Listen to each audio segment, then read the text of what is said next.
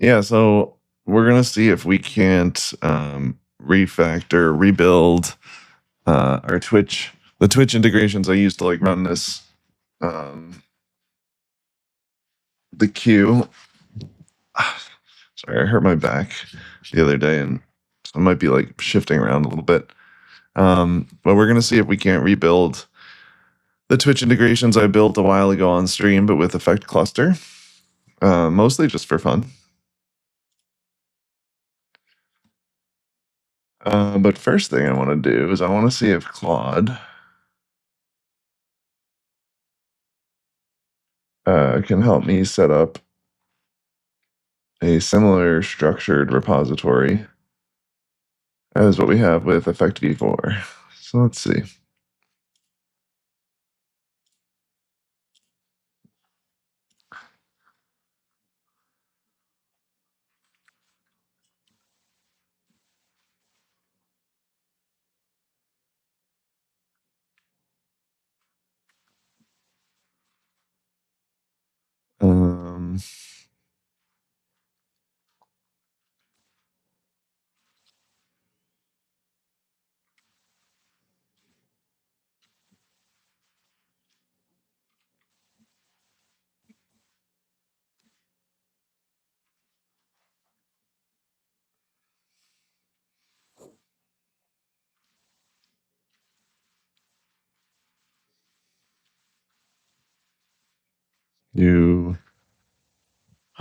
Setting up a new mono repository, which will host the code for your personal Twitch integrations.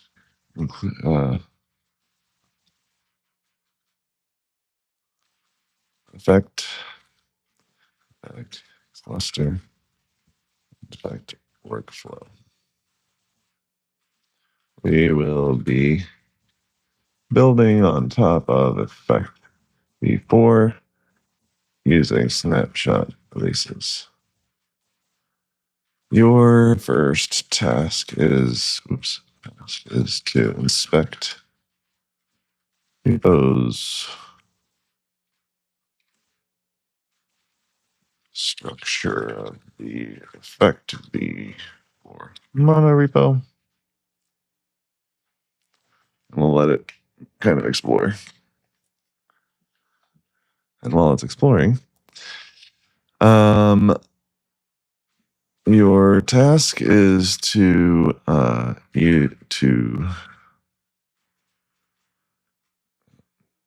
your overarching goal is to provide the same monorepository structure in the current project as we have in the effect monorepo. Your first task is to set up TypeScript configuration files. Also,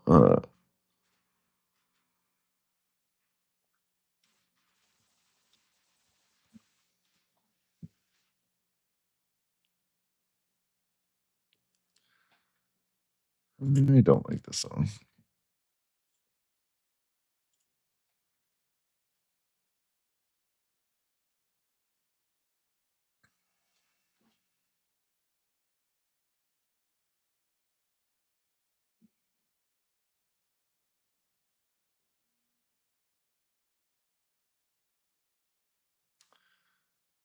I do that all the time as well. Usually prompted with setup TypeScript, type checking, configs, and linting with a similar structure. Yeah, I don't know. I've been slowly but surely paring down how like the tasks that I give it. So like I'm trying to get better at giving it more concrete tasks, because I also think that works better when you're running like a Ralph loop or something, like when you have a spec that's more focused. So I don't know. In this particular case, I probably could have just told it to port all of that stuff over. But I've been trying to get better in general about like giving it more concrete tasks. All right, so let's take a look at the code. Where am I? There we go. All right, so let's set up the TS configs. Set up the same linting and formatting configuration as well. Also,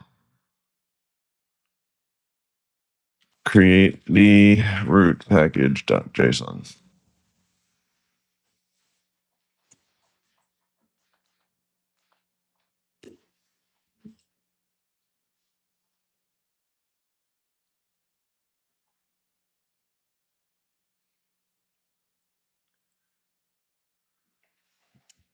I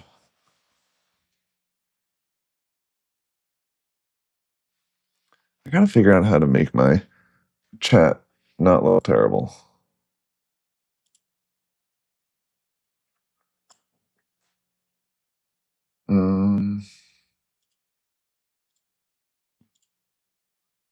It's gonna preview on stream. I think it is. Let's see. Settings.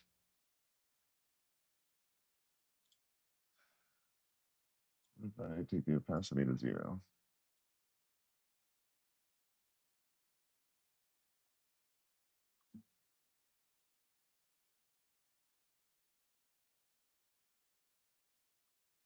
Wait, did anything?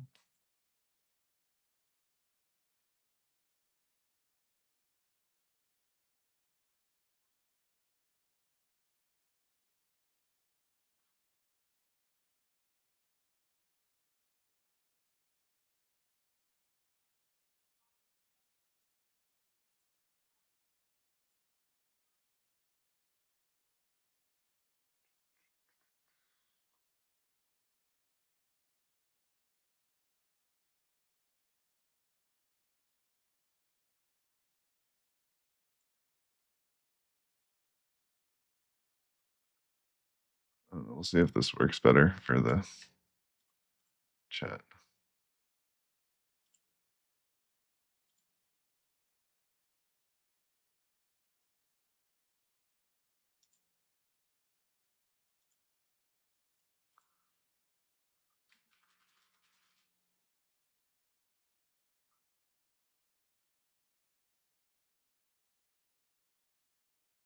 I guess that's a little better. I don't know. All right. It looks like it set all of that stuff up. What else do I need to port over? I can create the license myself.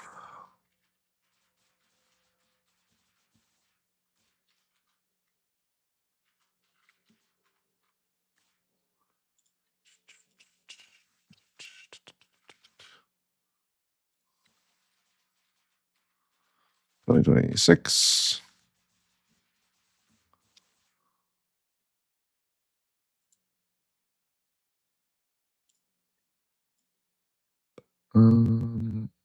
Let's see, what else do we have here?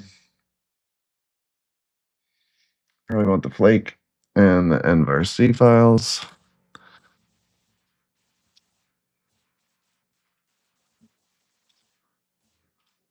Honestly, we don't really need too much more after this, I don't think, to get started.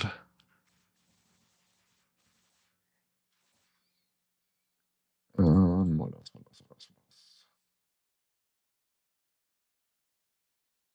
I can bring the vtest stuff over later.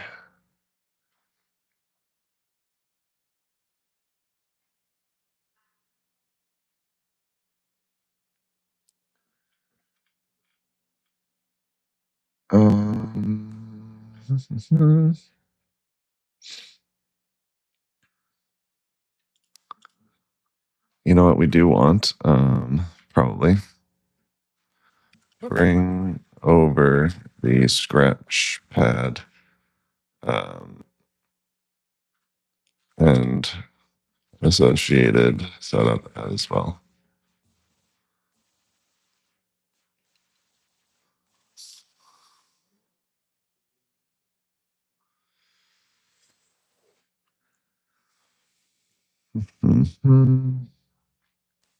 And I think after this, we're good.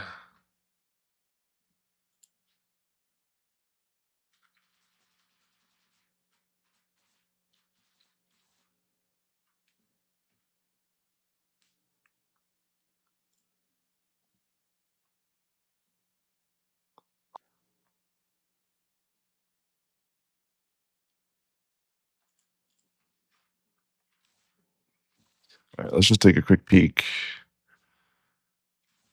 at these things.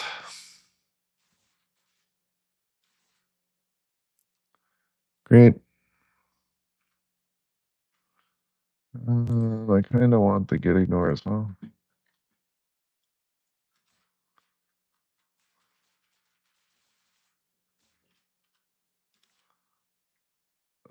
Don't need this. Don't need this. Might need this. And we might need this. Okay.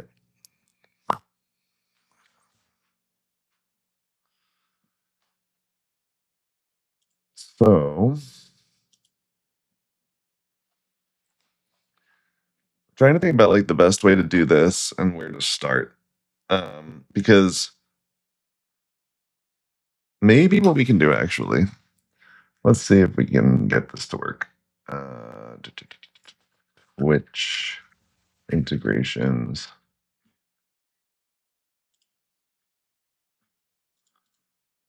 Let's go.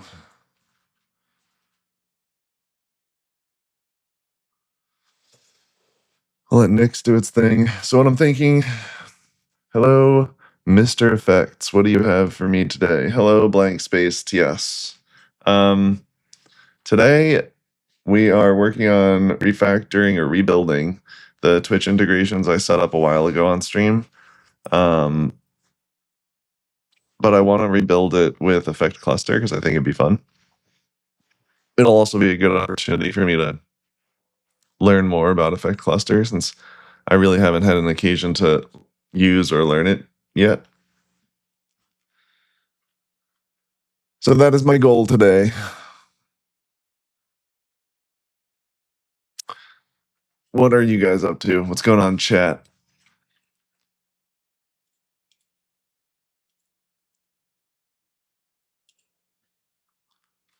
Well, Effect Cluster is a little bit different than just like plain layers.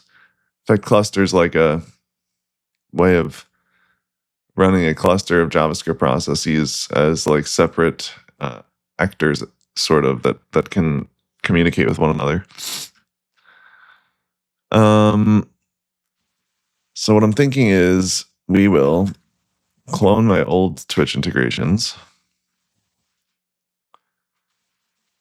Let's install everything. No matching version. Oops.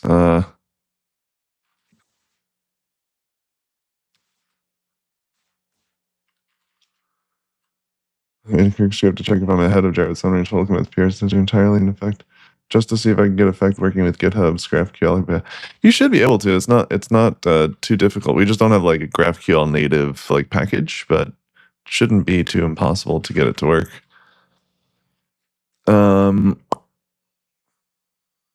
We don't need effect in the global dev dependencies. I don't think we're going to need glob quite yet either. Don't think we'll need Babel because we're not publishing this stuff.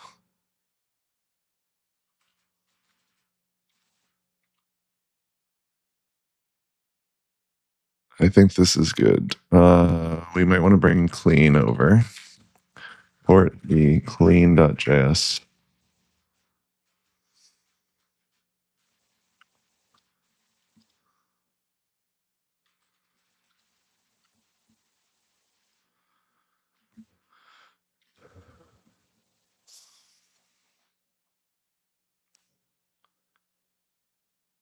What do you mean?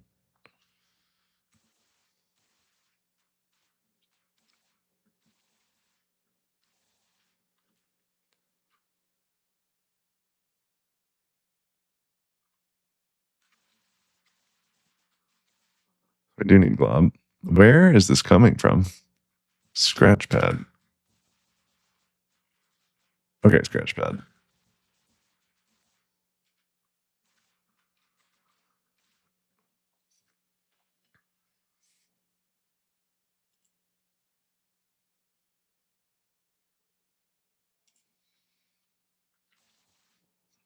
Um,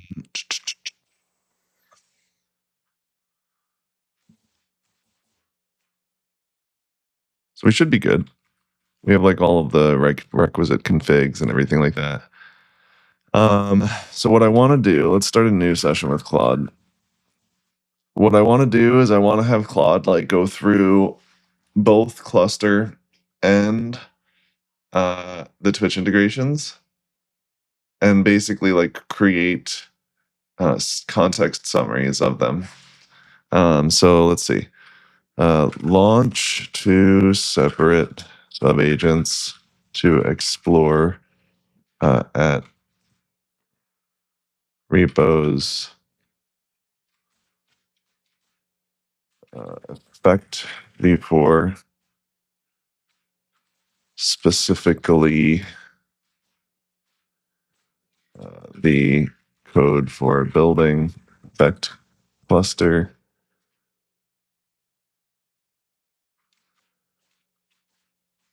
in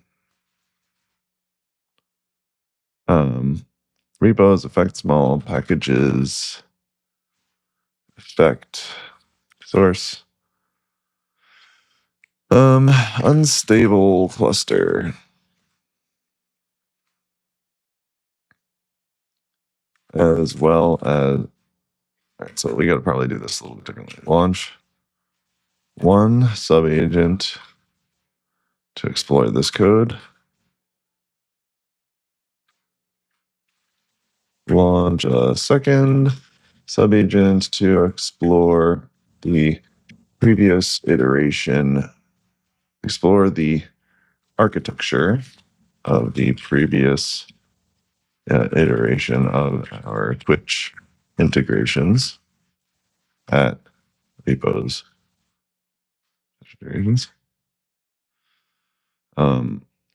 For each exploration, generate a comprehensive architecture, comprehensive summary, and output the summary into a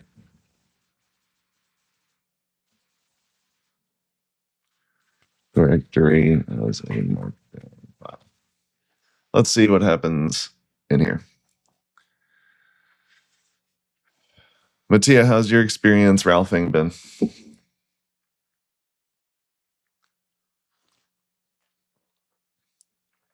I've been having a pretty good time. Like, it's pretty impressive what you can accomplish if you give proper context and guardrails to these LLMs. And it, like, the LLM itself doesn't even matter, neither does like the coding agent per se. Like, in reality, would I prefer to be using open code? Yes, but I don't want to like end up in a situation where like I get my like account revoked or something like that. But in reality, like none of that actually matters. What matters is giving the agent proper context and giving the agent proper guardrails in the form of like CI scripts like linting and formatting and tests. And like just those two simple things like make the agents perform exceptionally well. Like it's wild. I mean, giving the agent proper context and like instruction and things like that does take a little bit of like figuring out. And I think Mike's most recent blog where he talks about the state of engineering and like whatnot, I think he really does a nice job about explaining this. So if you haven't seen it, his blog is at mike.tech. And he wrote this article called The Death of Software Development, which is kind of interesting. Like he talks about how like the like this software engineering is not dead. It's like the way that we traditionally developed software is dead. And he talks about like this product that he's like basically building entirely with AI that like would have never been possible. Like would have taken 6 months to a year with a team of 10 engineers before. It's called Accountability. It's public. You can go look at it. But he's basically building this entire thing, kind of like what Jeffrey Huntley did with I think it's Loom. Jeffrey Huntley. I think it's, I forget what the name of the repo is. Hold, please. Yeah. This project's also like mostly, I think almost entirely AI generated. Maybe not. Maybe Jeff is doing some development here, but same thing with Mike. Like these projects are, yes, they're AI generated, but they're very carefully generated by AI, like with proper instruction, proper specifications, proper context, like giving the agent everything it needs to do the right thing and giving it very concrete tasks. And you can't just like let it run wild. Like you do need to sort of be involved and be able to redirect the loop when it's necessary.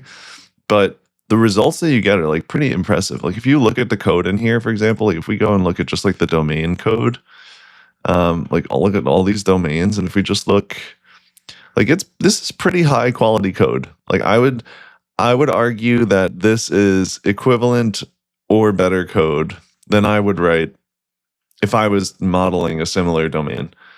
Like this is basically the same code that we would all write, if not better in some respect. Thank you for the link, Mattia. Sorry, I haven't been looking at chat. It's amazing and awful at the same time. It's amazing how if you spec things well enough and create proper context, a plan, a guardrail, it's amazing. Yeah, exactly. Yeah, and the awful part is building the guardrails, the plan. Like, but that's the thing. Like, that's what engineering is becoming now. It's like, how do you direct these agents to do the right thing, right? Like, what is the proper strategy that you employ in order to like achieve that really good output? Trying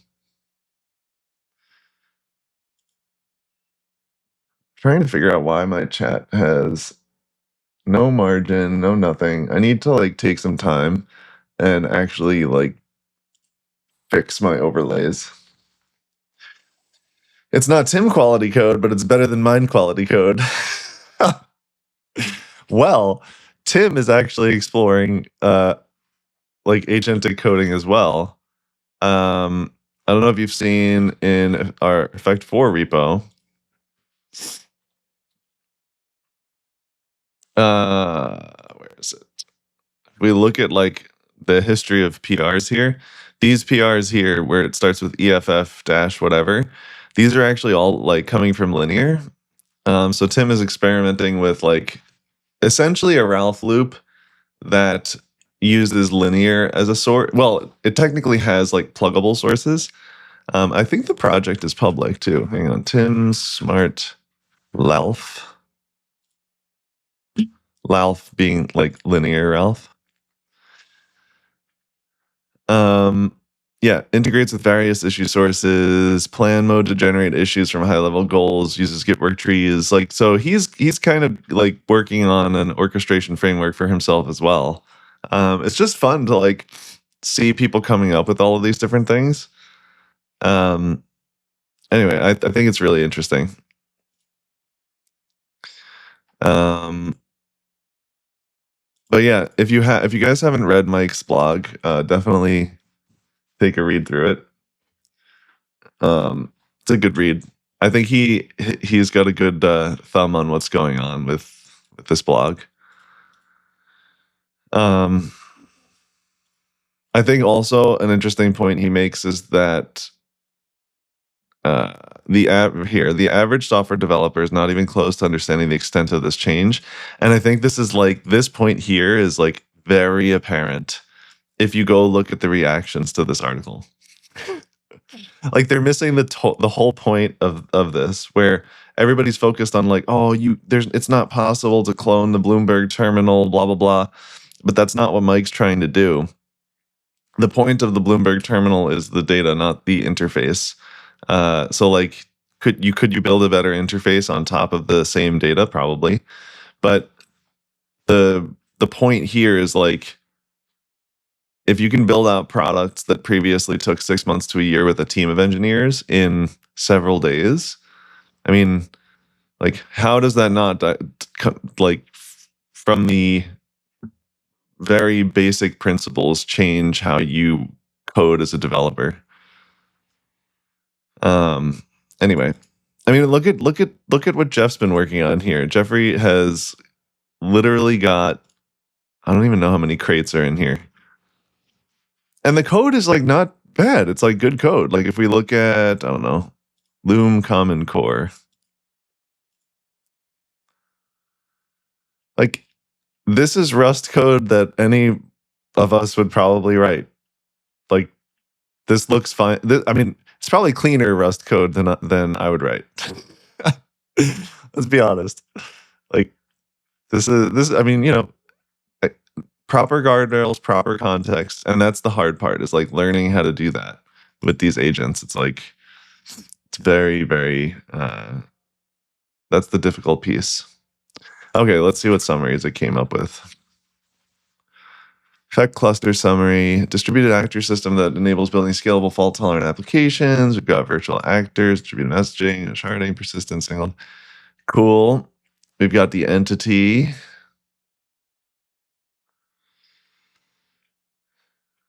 All right, it did a pretty good job of like at least coming up with a very global summary. Let's see what it came up with here.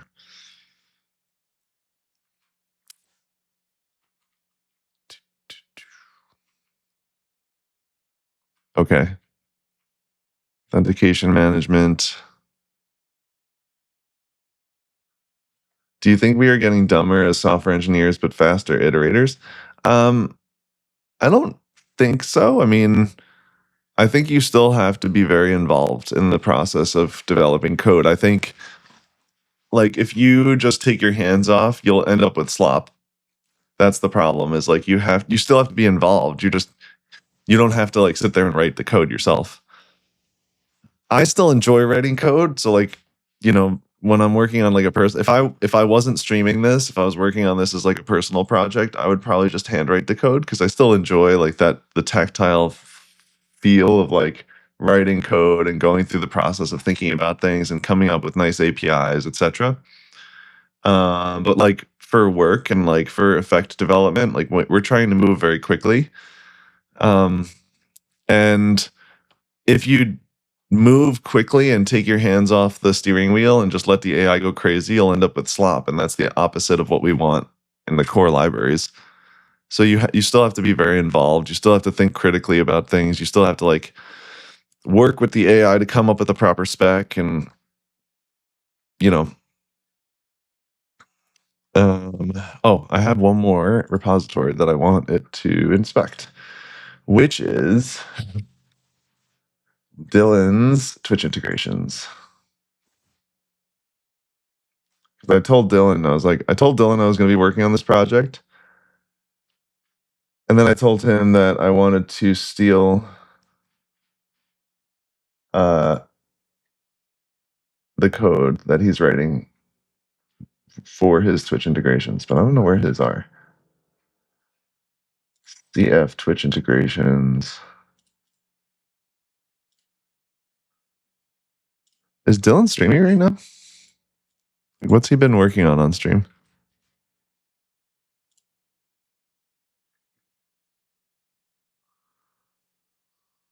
Open source MCP. Oh God.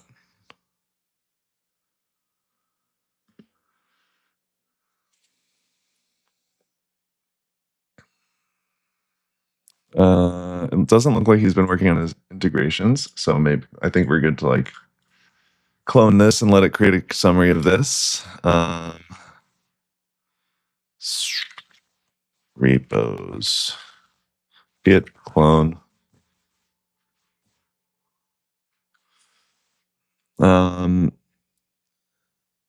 You would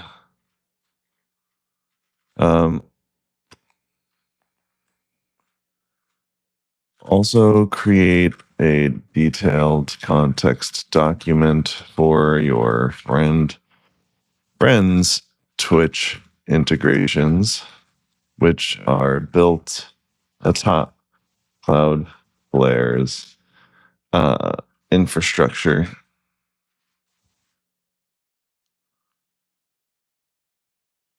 the code is located at repos CF.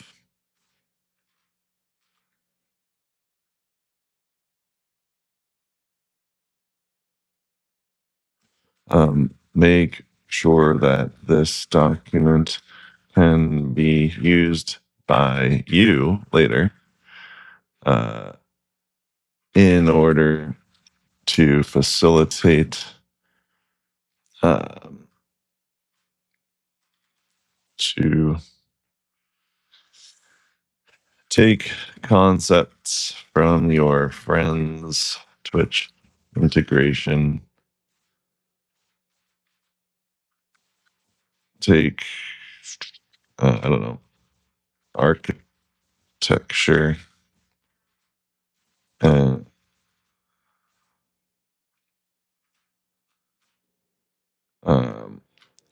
and build it with effect cluster instead. So yeah, I told Dylan I was going to do this, but basically, I also want to I like the way he's been refactoring his Twitch integrations. I'm a fan of some of the work he's been doing, and so I want to see if I can basically take like some of the architecture decisions he's made with his Cloudflare Twitch integrations and bring them into Effect Cluster. What are you folks saying? Yes, of course. Say all the proper guardrails slop by my slop. I think that both are the same. Say you are dumb, you iterate, you see errors, you ask why they happen, you fix them. The LLM investigates, you understand, you being. Yeah, I agree. Like blank space. Here's an example that happened earlier this morning. I was working on fixing an issue, which actually I still need to push up to. I still need to push that up to. Let me do that actually. Git add packages, git fixes for the open API generator. I was trying to figure out why the open API generator package that we've been developing in Effect 4 was giving me problems when I was doing code generation with it. So let's see, pull this over here. Ignore like the branch names. I was experimenting with Conductor for creating Git work trees, but I actually had the LLM. I worked with the LLMs to instead create my own Git work tree plugin because I wasn't satisfied with the ones that existed. So Git work tree IMAX. Basically, like I wasn't satisfied with the developer experience, and few of them, actually, I don't think any of them integrated with Snacks, which is like kind of a modern set of plugins for NeoVim. But now, like if I want to create a work tree in my repo, for example, I can open NeoVim and I can do like a Git work tree list. So you'll see there's, oh, we're not actually in a Git repo. Git init. Get work tree list, and you'll see like there's no actual work trees in here. There's just the root work tree. I wonder what that error was. Hang on. Async error. So I'll probably like take this error at some point later and feed it into a session with Claude or similar to get it to fix this. But I can also do like a git work tree create, and I can say, I don't know, foo, and it'll just generate a work tree here. Now when I get list the work trees, I'll be able to switch between them this way. So now if I want to go back to the main work tree, I can do that like that. I can also get work tree delete and then delete it. And again, this was 100% AI generated, this plugin. Yes, if you want, you can have the link. I would not encourage using it yet, since it's very much for my own personal use, but open API generator. I need Julio to look at this. These are bug fixes. And I have no idea what it did, but let's see. Let me message Julio. No, these PRs I tend to keep well scoped, but okay, so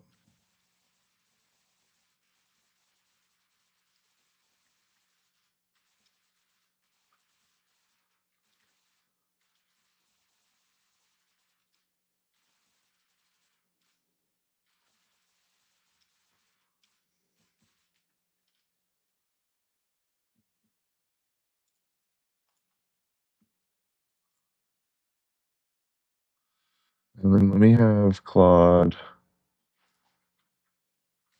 Was it Claude I was working with?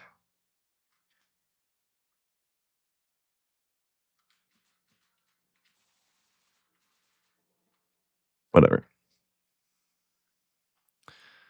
Anyway, yeah, so I think sloppy PRs incoming. Yeah.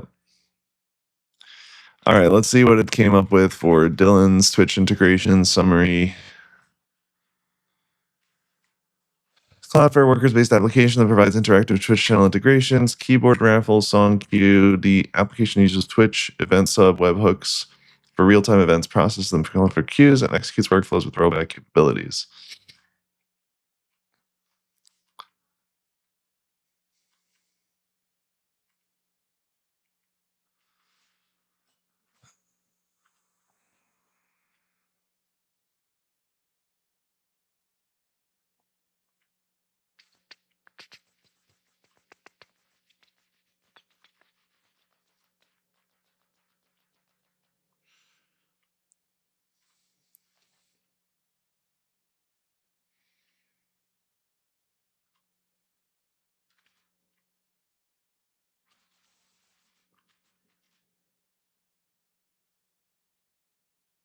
I'm not sure if we're going to keep the effect cluster migration stuff in here, but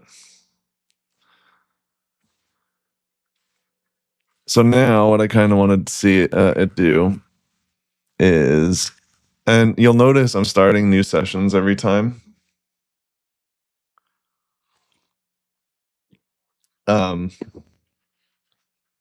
Oops. You'll notice that I'm starting a new session in certain cases. So like now I'm happy with like the context that's been generated. So starting a new session allows me to have fresh context that's like unpolluted by the stuff I don't need. And now I can feed it in into this session and let it do what I want it to do. So you are working on rebuilding your Twitch integrations application, Twitch integrations with effect v4, and you would like to no, and effect cluster. You would like to incorporate architecture and database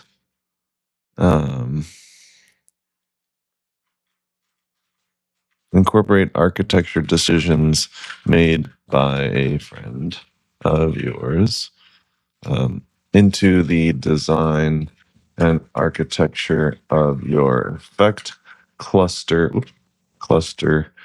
based Twitch integrations.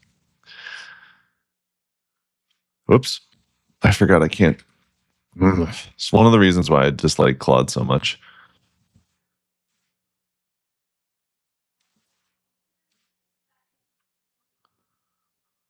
Because I can't shift enter.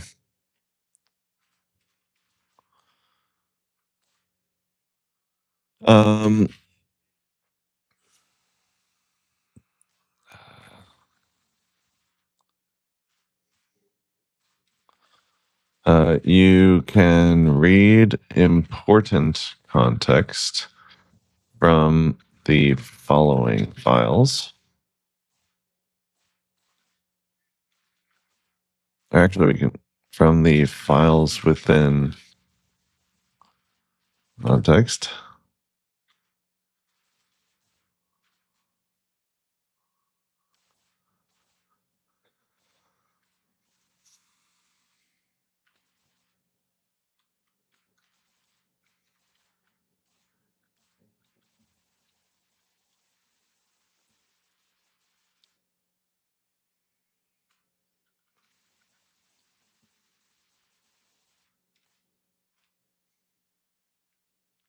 When necessary, you can explore the effect v4 code base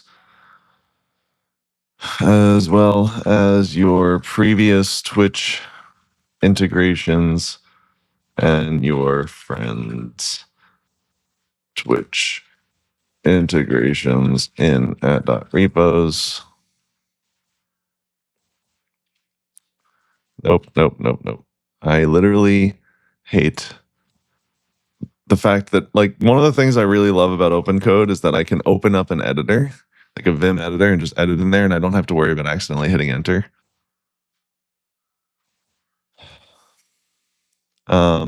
Control G to edit in new Vim. Is that a new thing? Control G. Dude, this is really nice. Okay.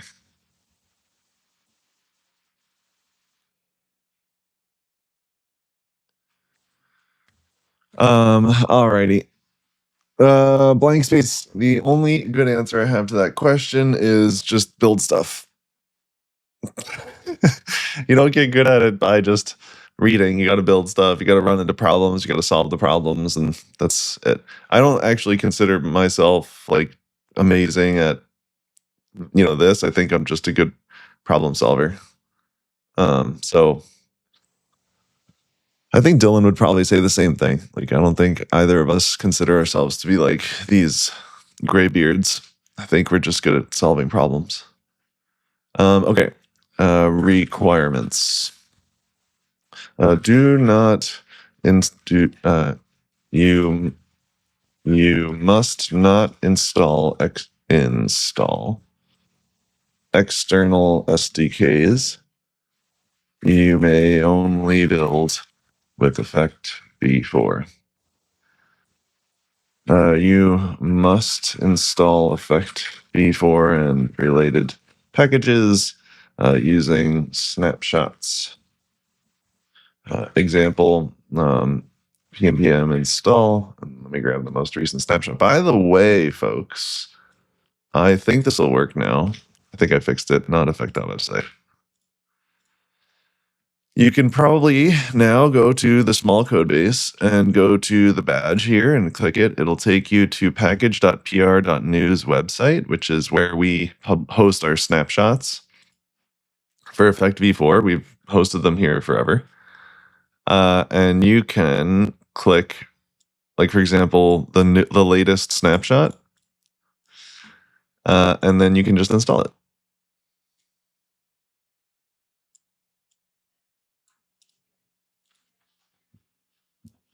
So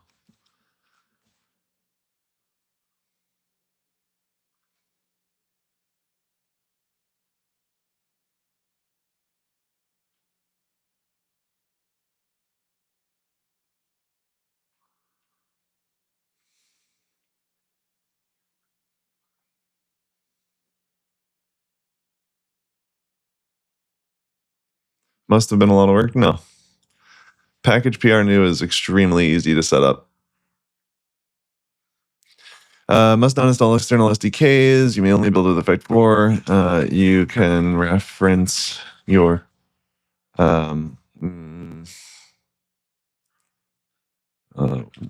where necessary.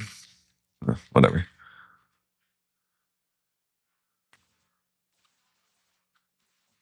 Goals. propose a comprehensive and complete comprehensive and detailed architecture document that outlines the effect cluster-based version of your Twitch integrations. For now, only the song queue will song queue. For now, the only feature is the Spotify song queue. More may be added later. And then, like, so once we execute this prompt, like, I'll wait till we execute it, and then I'll kind of explain like what my process is here. It's going to create a constant detailed architecture. For now, the only required feature is the Spotify song queue. More features may be added later. Yeah.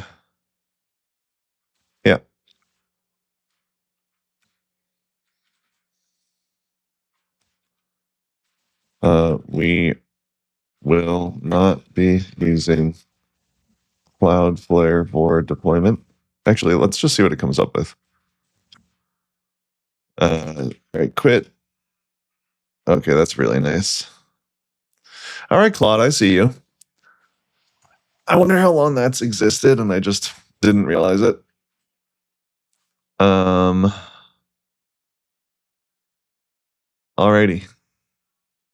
Let's go. Okay. Can't wrap my head around the name though. Why effect small? Because it's much smaller. Literally, it was a joke when we first created it, and then we just never changed the name.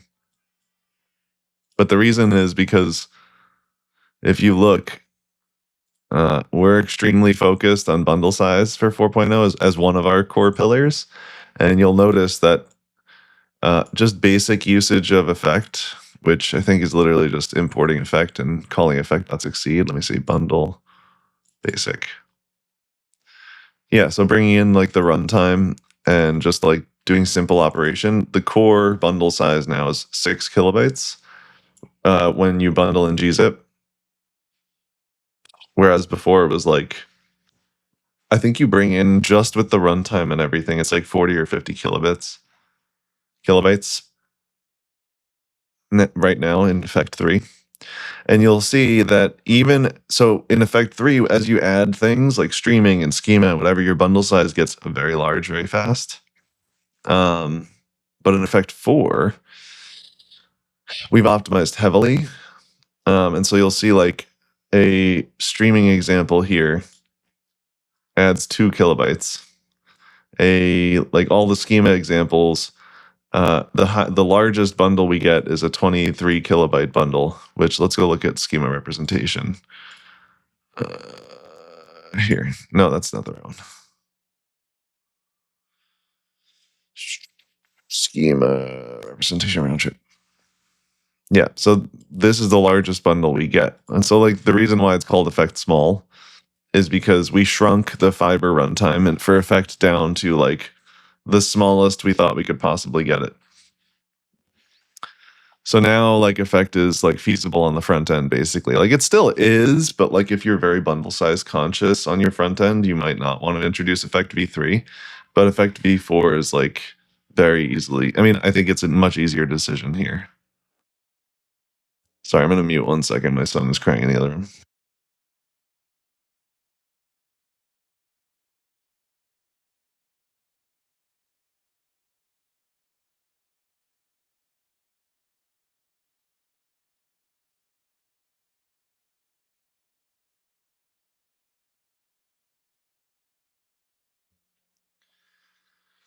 All right, let's see what it comes up with here.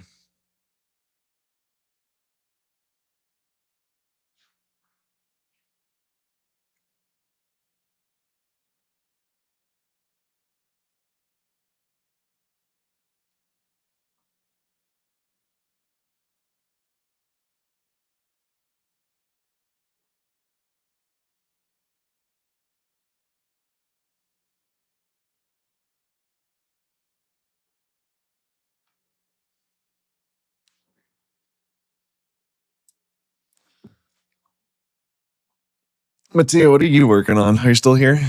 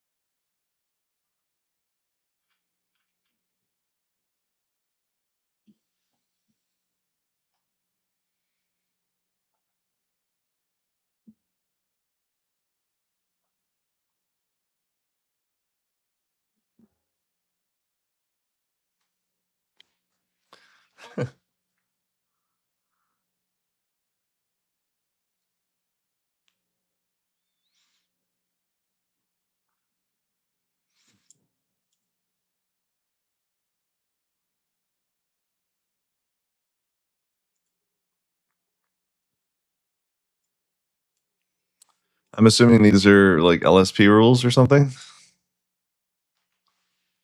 Control T to show to-dos.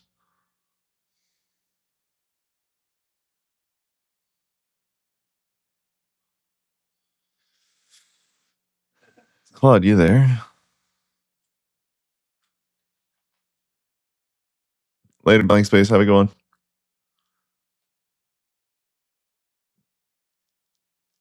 Got it. Yeah, probably for the best. I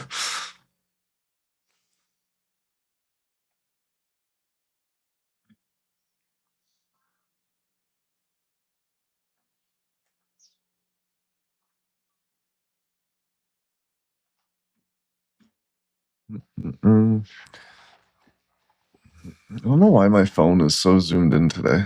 I gotta like sit up so straight to stay in frame.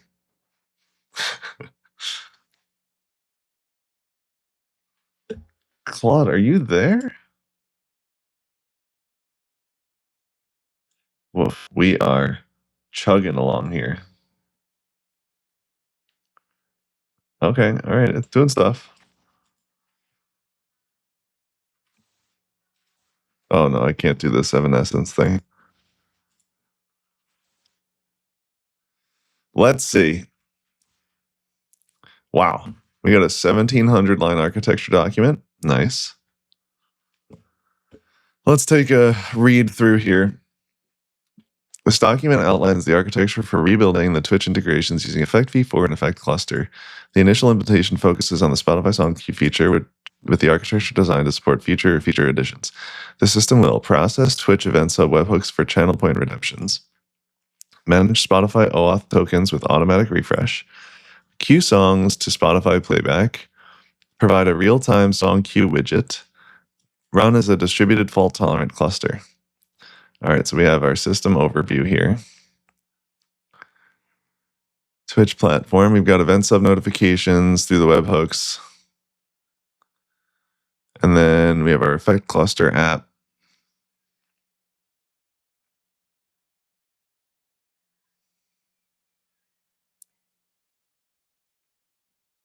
We've got a Twitch singleton, a Spotify token manager, and then we've got a bunch of song queue entities.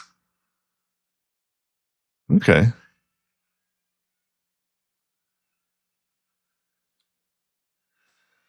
We may or may not deploy on Fly. I like Fly, but we may or may not deploy there.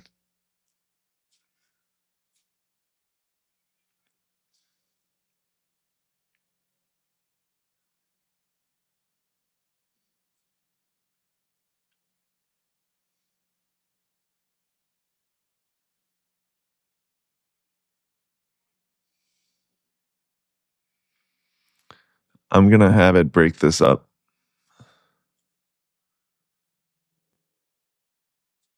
into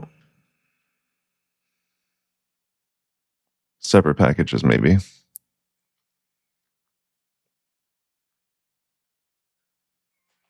Because, I mean, this is fine probably to start, but like with Effect Cluster, the idea is that you have many runners. I mean, in this case, we'll probably just have one, but you have your runners, your database, and you can choose which entities are able to be run on a particular runner by like making sure that the layer for that entity is registered. So like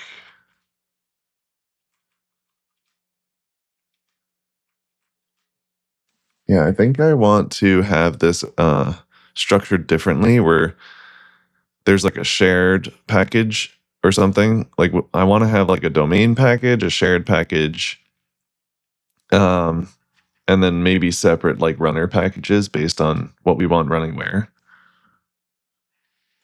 For now, we'll probably just have one runner since there's only like one feature, but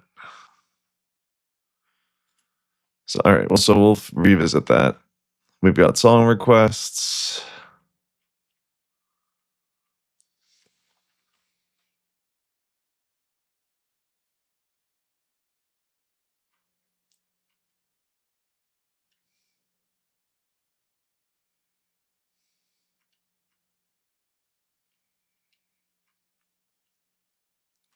I mean, do any of these services have open API specs yet? Open API Spotify?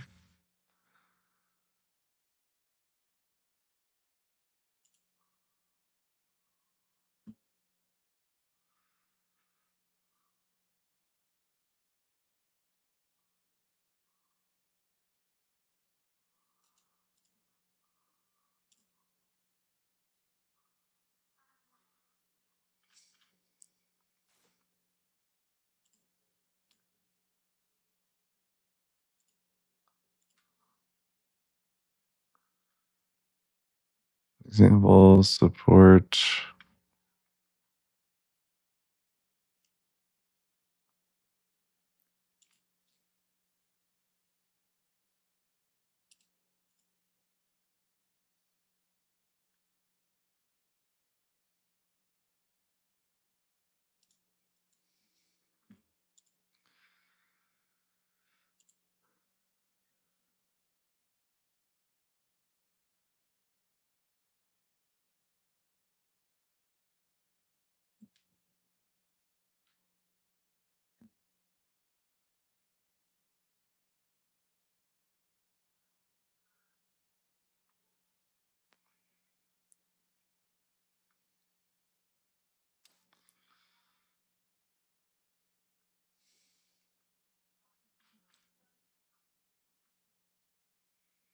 Maybe we'll just use this.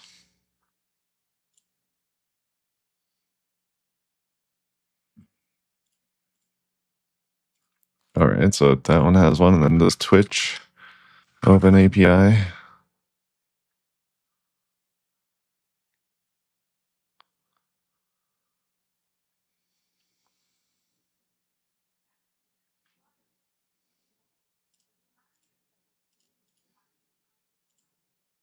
I really don't understand why, for the fullest of endpoints, Twitch API reference. I really don't understand why these giant companies that want you to use their APIs don't have an open API spec. Like these can be auto-generated now.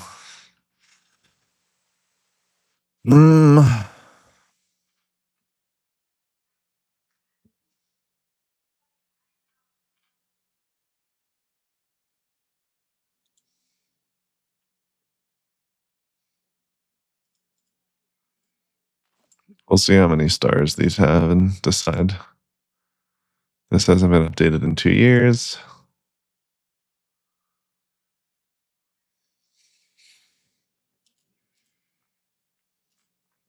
All right, well, we'll decide.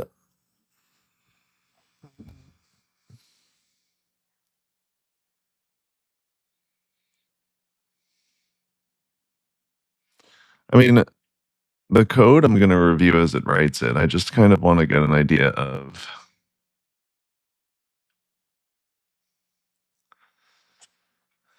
let's do the following.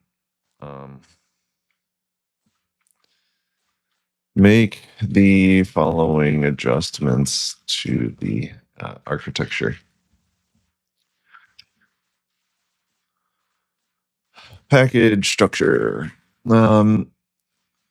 We implement a multi-package structure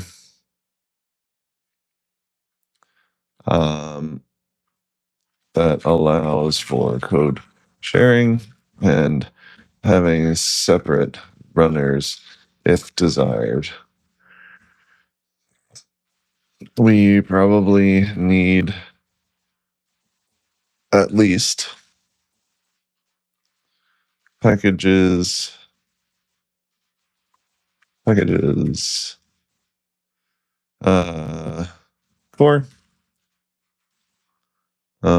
domain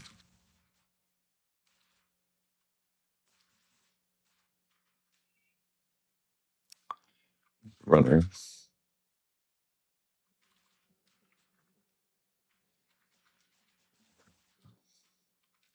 The following, but may need more. Feel free to add or adjust as necessary.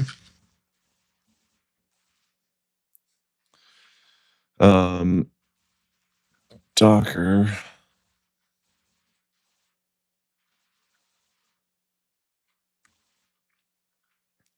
Given that we may have, let me see how I did this in a separate project, actually.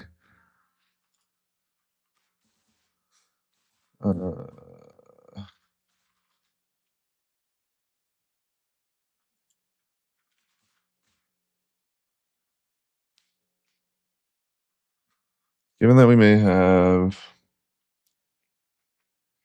multiple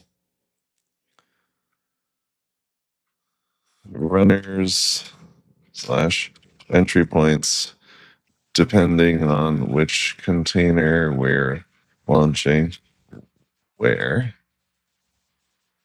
we should have a multi-stage Docker file that builds each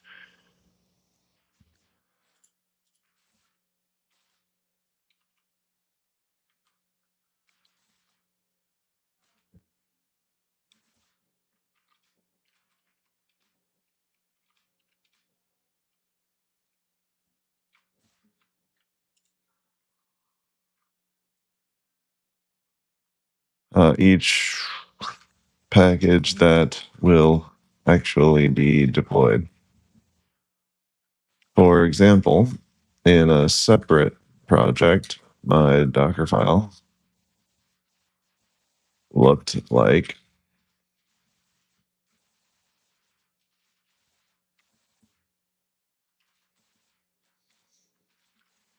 build the shooter, which is a only entity runner.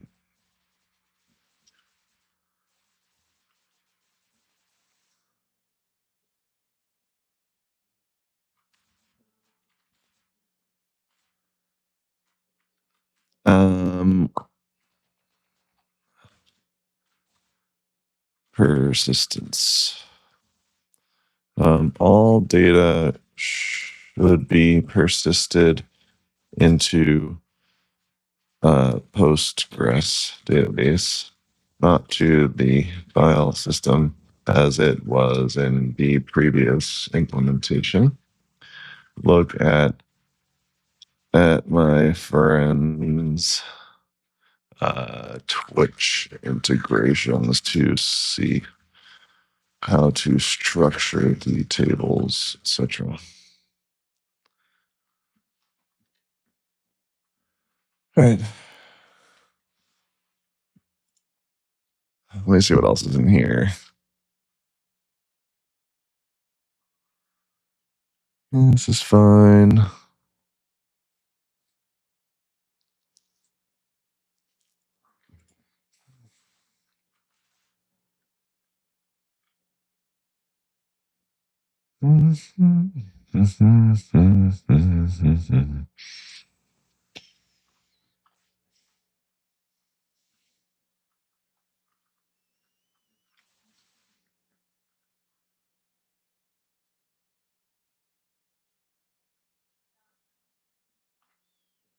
Actually, output the adjustments or all file. Do not output the changes, the summary in the chat. I'm pretty sure like when it outputs these like long summaries, like that's what slows it down. But I don't know. Let's see what it does.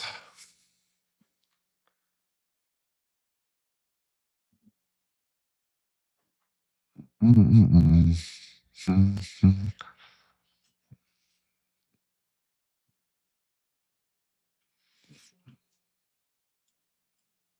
be really nice if Twitch had an open API spec. Does anybody know if Twitch has an open API spec out there? Drop it in the chat if you do.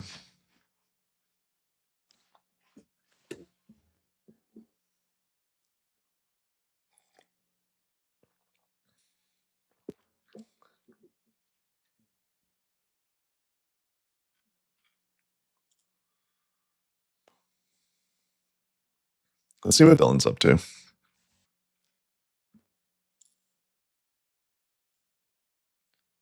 Oh, wow. I'm watching myself. Hold, please.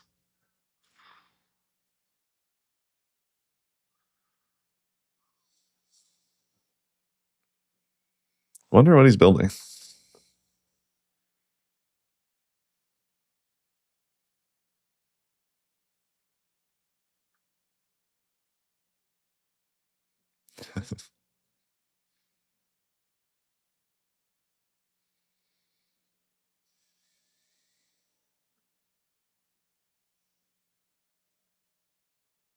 Let's start our music back up. Maxed out the loop. Indeed.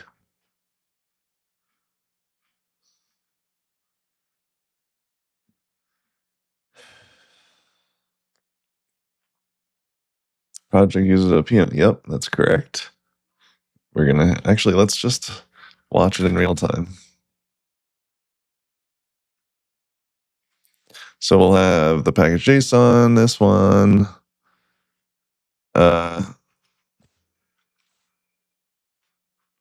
Yep. Twitch integration domain.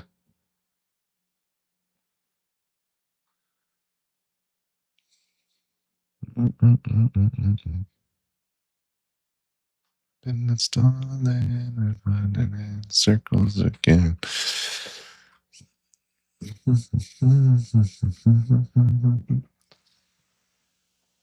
I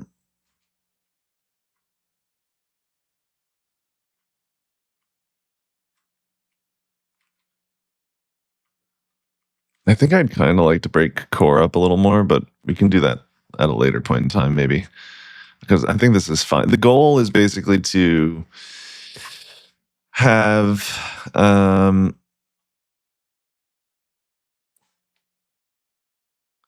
like separate. So imagine that we have a runner where like we're running like several entities, or maybe we have several runners. Like let's imagine we have 3 runners, and there's a Spotify entity and a Twitch entity, and maybe there's some singletons, whatever.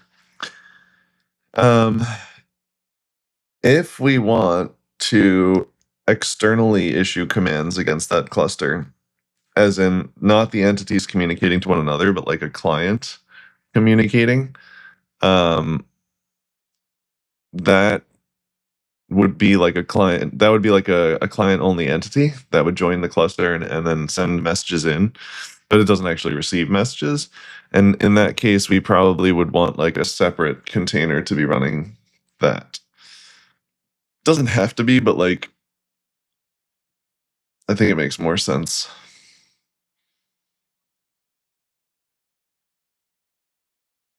Like you can imagine that I build a dashboard on top of this at some point in the future that has a client-only entity that joins the cluster and like, I don't know, listens to different things.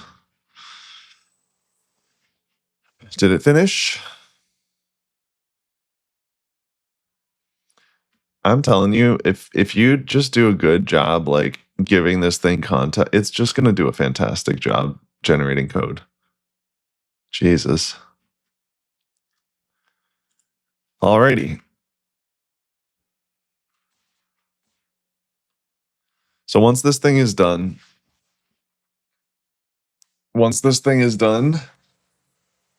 I think we're going to set up a Ralph loop, have it break this thing down into specs. And then we're gonna, why don't we set up a Ralph loop? Like, well, actually, I kind of want to wait till it's done with the architecture document.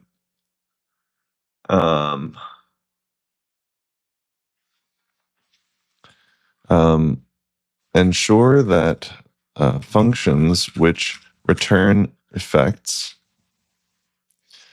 use effect.function or effect.function untraced, depending upon whether or not you, actually, we'll just have it use effect.function with a span name where appropriate, i.e., if we want the op to be traced.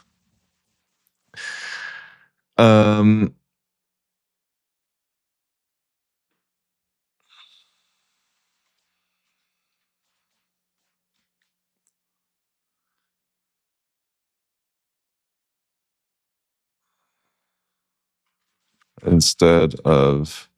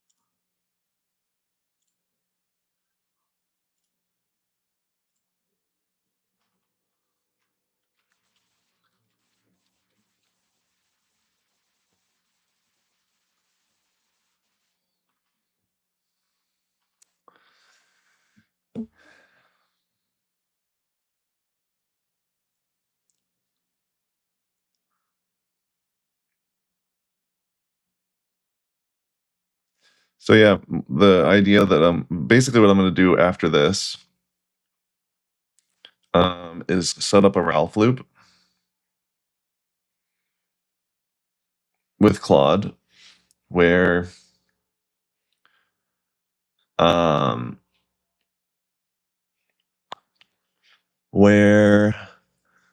the first thing I'll probably do is have it break this thing down into specs, into like a specs directory, and then we'll set up a Ralph loop, which will just go through the specs and implement this whole thing.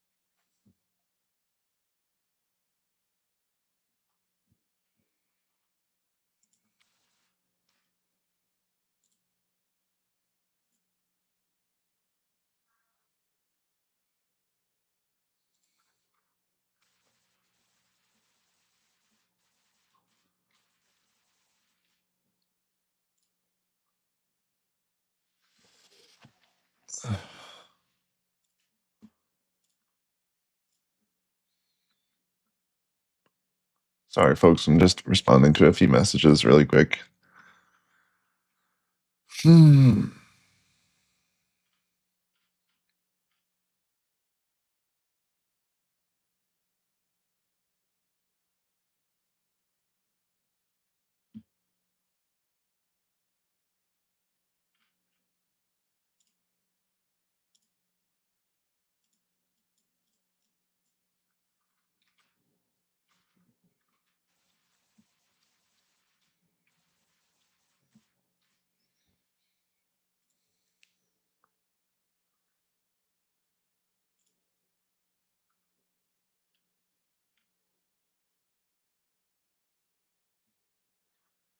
How are we doing over here, Claude? Still go. Alrighty.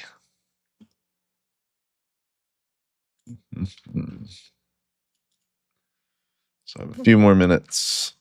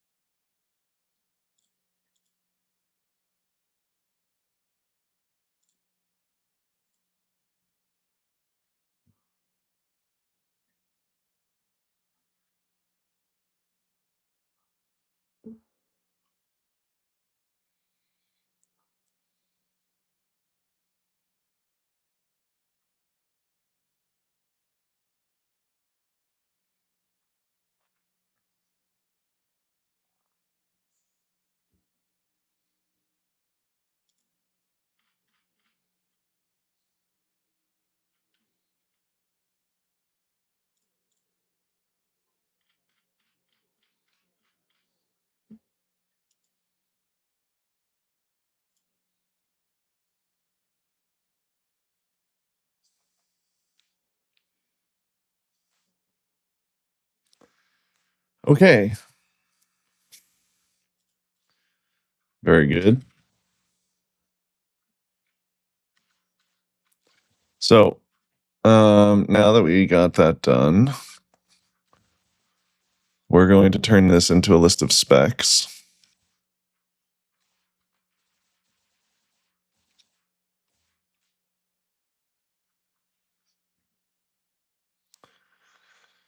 And we're going to steal the sort of like pattern that Mike's been using. Review the content of at architecture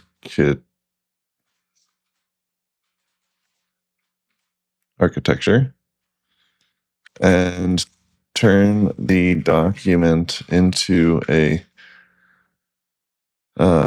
detailed set of specification files. Each file should be a well-scoped, well-defined, and well-documented spec that details a single feature that should be completed as part of implementing the Twitch integrations. You can examine the specs in this repository to see what of template to use for spec files.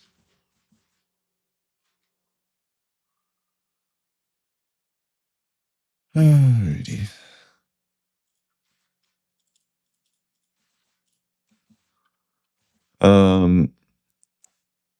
Output specs in order of precedence into the .specs directory as markdown files.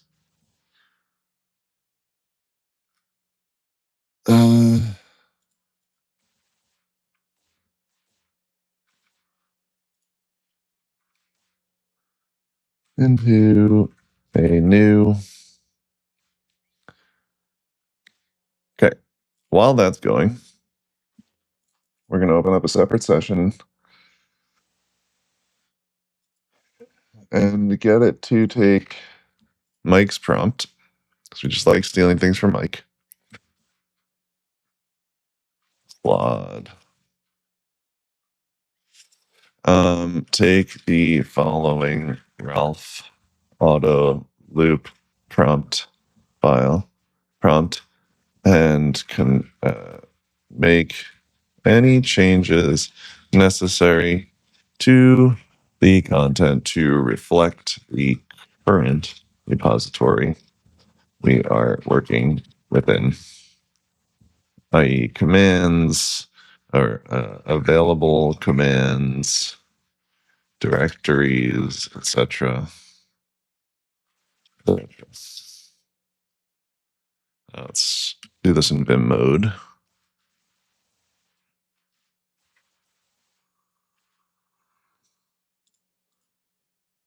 Oops, I want to copy it.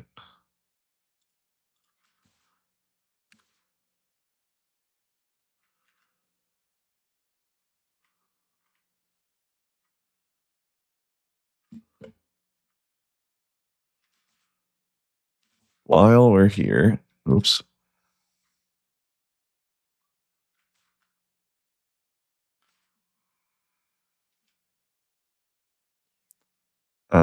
Let's open up one more tab and let's just add the vtest configuration from effect small. Effect small. Vtest.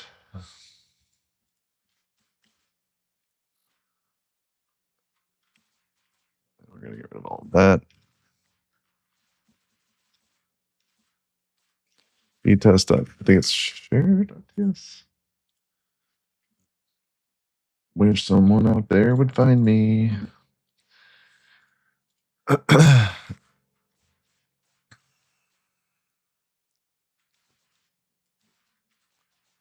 npm add -dw vt tscale and big paths. Sure, we can leave that in there. We can leave that in there. We could just leave this all in there. What else do we need to do? Whoops. Let's take this file. vtest.setup.ts. Do we have effect vtest installed? We do, but we probably want it to. Also, the effect language service is going to be useless here, right, Mattia? We don't have.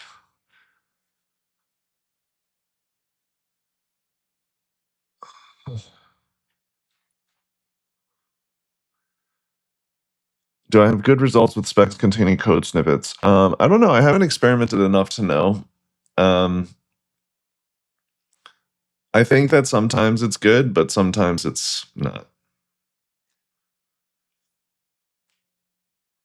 I am going to type check with normal TypeScript, but I don't think the LSP works with v4, right? Like it just, there's no v4 integration yet.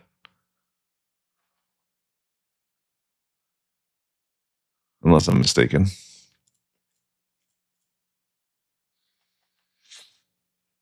Yeah, I'm going to leave the whole setup there, but I don't think it'll work yet. PNPM, remove at effect. I forget. I think we do have it in small. Package, vtest. Yes, we do.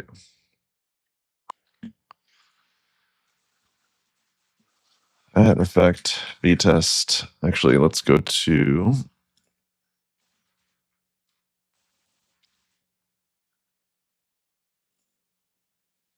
You're working on it? Yeah, it's okay. I was just curious. Effect vtest.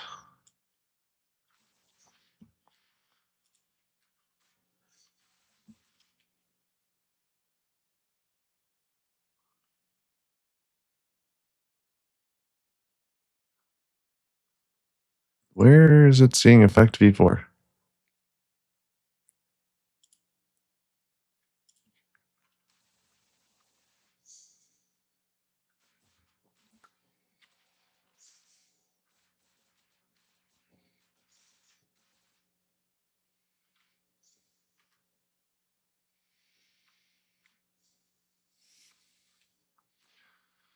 Installing a direct dependency.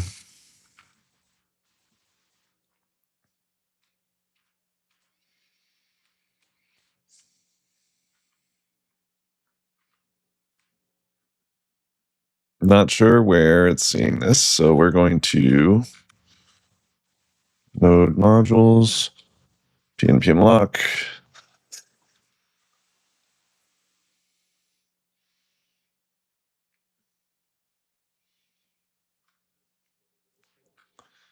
Initially, I was thinking of going TSGO fork only for v4, but TSGO is not fully ready yet, I think. Also, still Svelte, Vue, etc. rely on Volar, so I'm gonna have to. Yeah, it's gonna be a little bit of a mess for a little while, I think.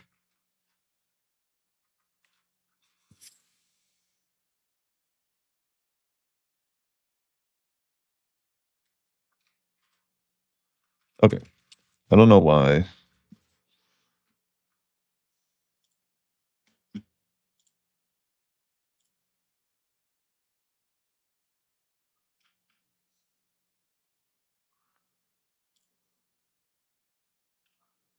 Let's try installing effect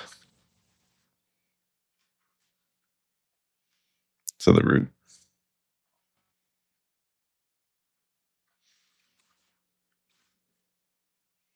Yeah, that was the problem. Okay.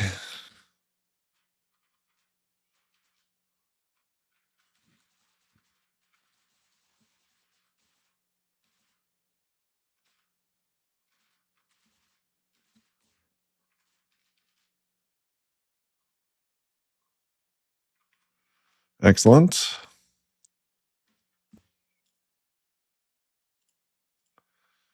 I set up continuous release, and I think for v4, the LSP will install with the package link as well. I mean, I think whatever you think makes sense is fine. I don't know. I think it's going to be a mess no matter what for a little while, because we're going to have to figure out the whole TSGO thing once they allow plugins, or maybe we'll have to write it in Go. Who knows? Do I have a test command in here? Yes, I do. I think we're good.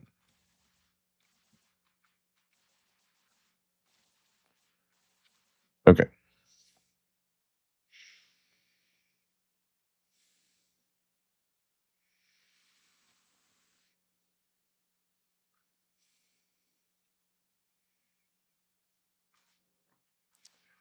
I need to look at Mike's Claude.md as well.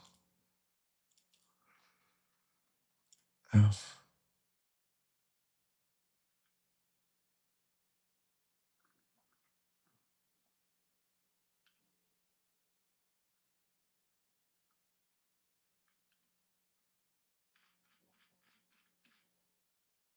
going to generate that after the fact too.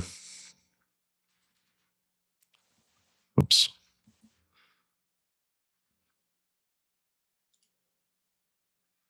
This thing is chugging. Let's look.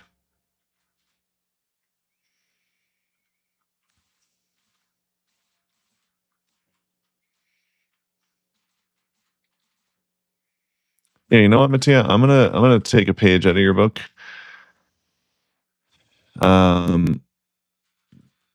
Resume this.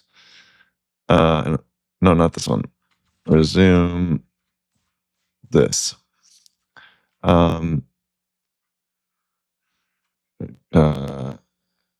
Go back through existing spec files and do not include full code snippets.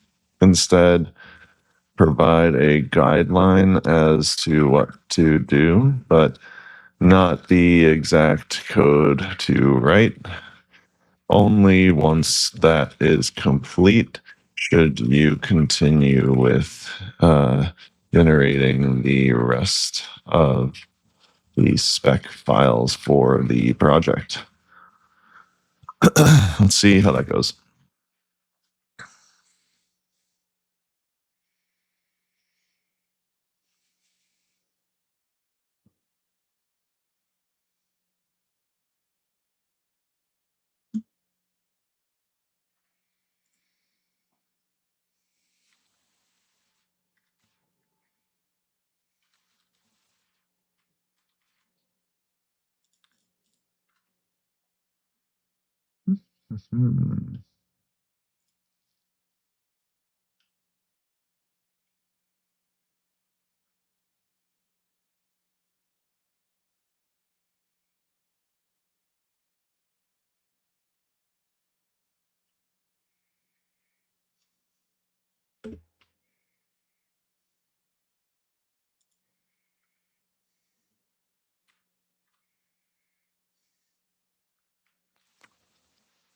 consult the effect v4 code base.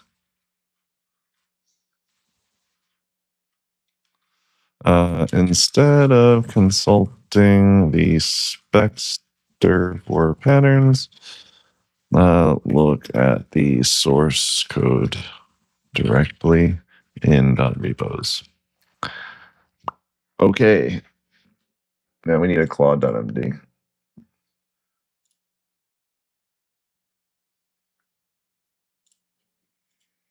So once that's done,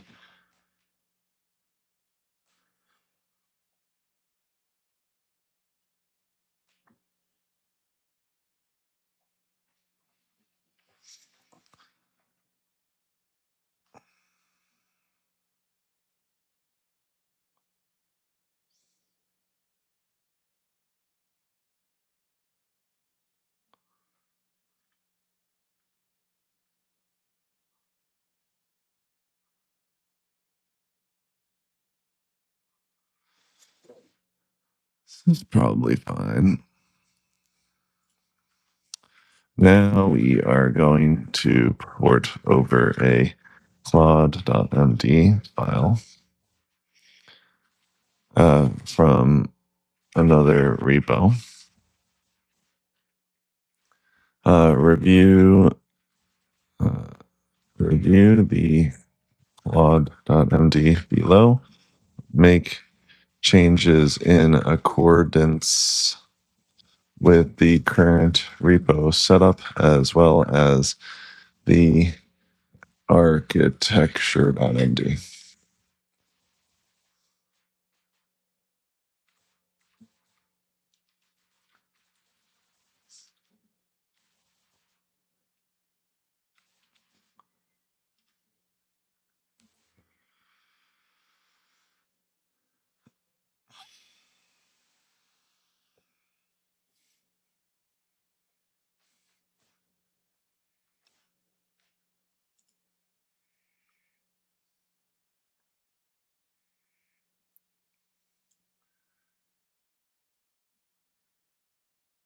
Focus on the objective result that has to be reached, not on the actual code. I had good results with this, but I am no expert just pressing keys. Yeah, I mean, we're all just pressing keys right now, but yeah.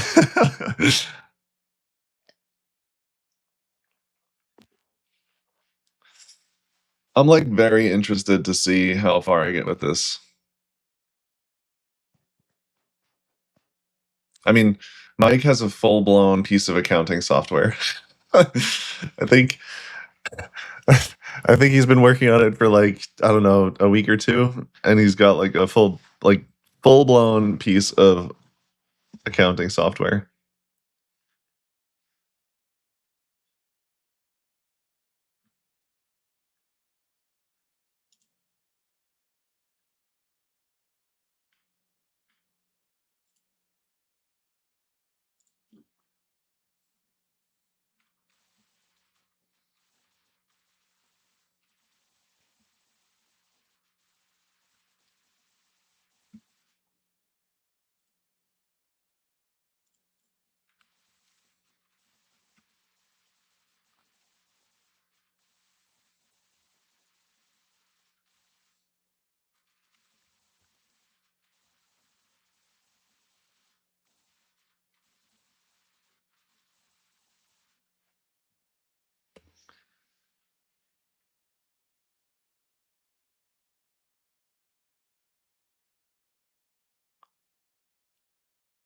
It's chugging along.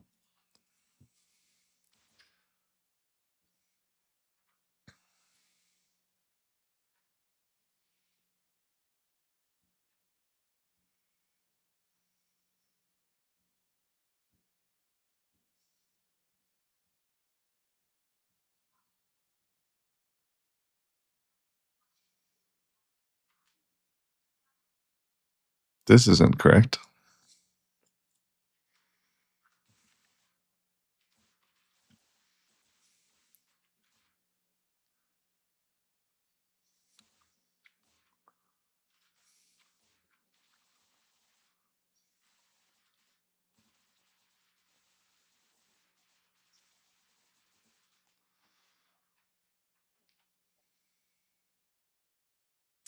Stayed up late for a couple of days over the weekend and route some kind of spec helper tool that works, not as crazy as Mike's.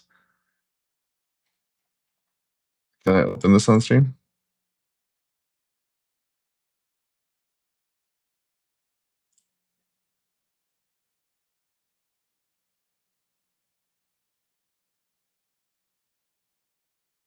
Dude, I'm not gonna lie, this little spec helper tool is very cool.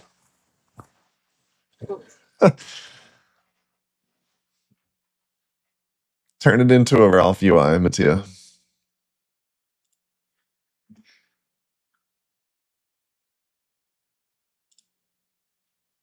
Here, I'll open it on stream.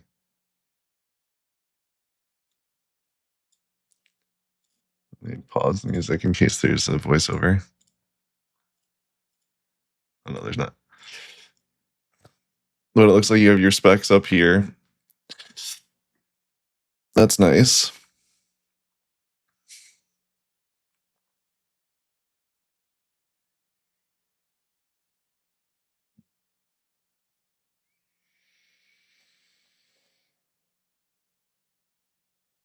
Am I just dumb or does this have... No, this doesn't have voice. Yeah, this is cool. The threads, I'm assuming, are like separate Claude sessions that you can like speak with about specs, or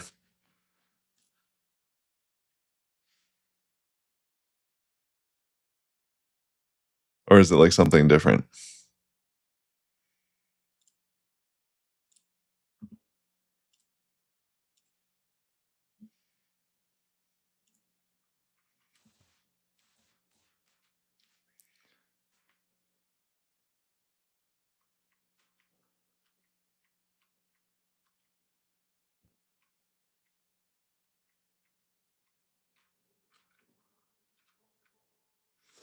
There is no schema dot. Let's just make the following adjustments to the law.md. There is no schema.tagged error in effect before. Instead, use schema.error class with an explicit tag property implemented with schema.tag.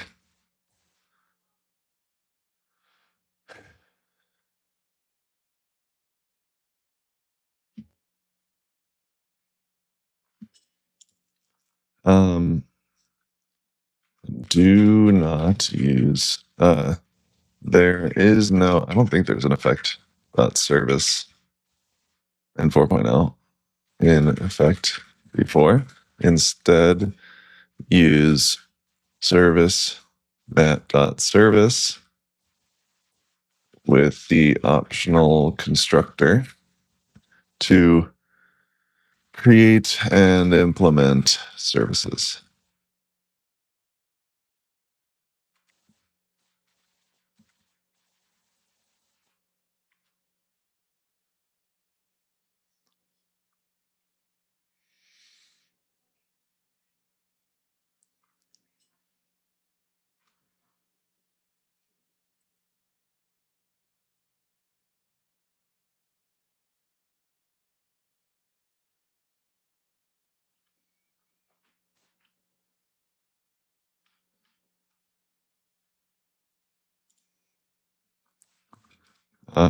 Service map.service replaces context.tag.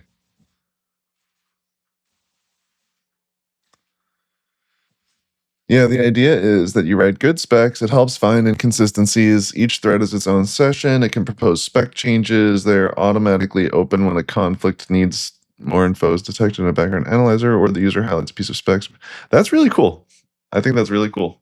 Yeah, turn it into a full-blown Ralph app, and then I'll use it.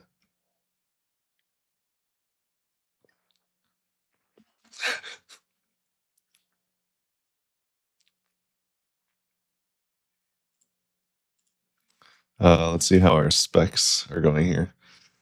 Okay. let's look at deployment. I'm actually very curious here.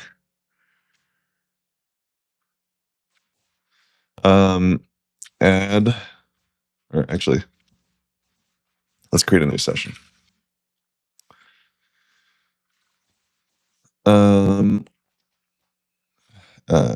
Using the information in at architecture.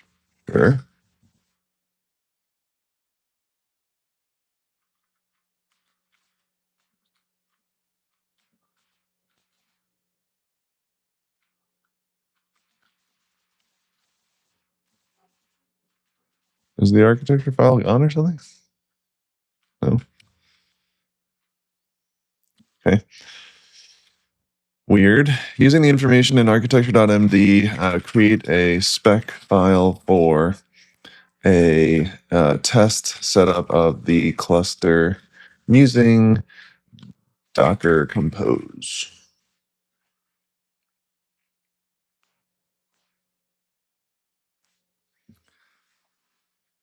I don't know if this. I don't think this is going to work 100% because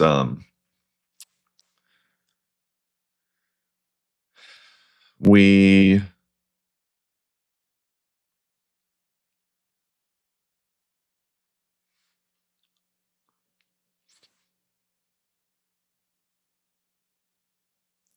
it might be fine. Let's see what we end up with.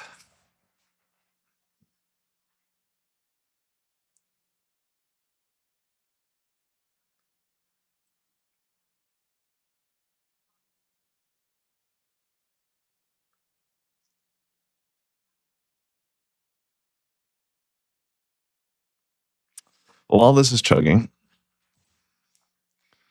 this is done. So the last piece we need for the Ralph loop is the script,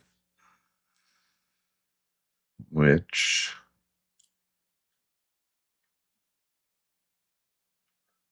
copy.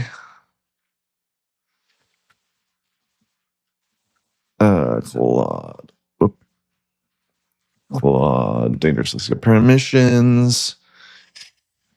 Take the following Ralph auto script and make any adjustments necessary, e.g. file paths, script references, etc. Make it usable in the current project.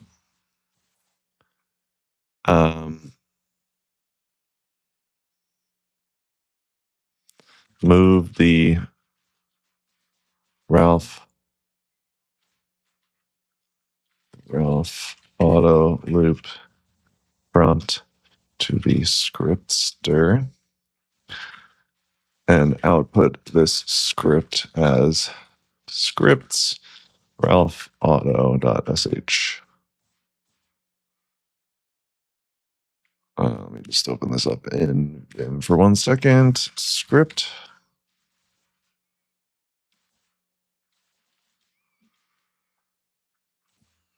So I do want to take a quick note here of how much time I'm spending setting up all of the requisite context, specs, literally everything here.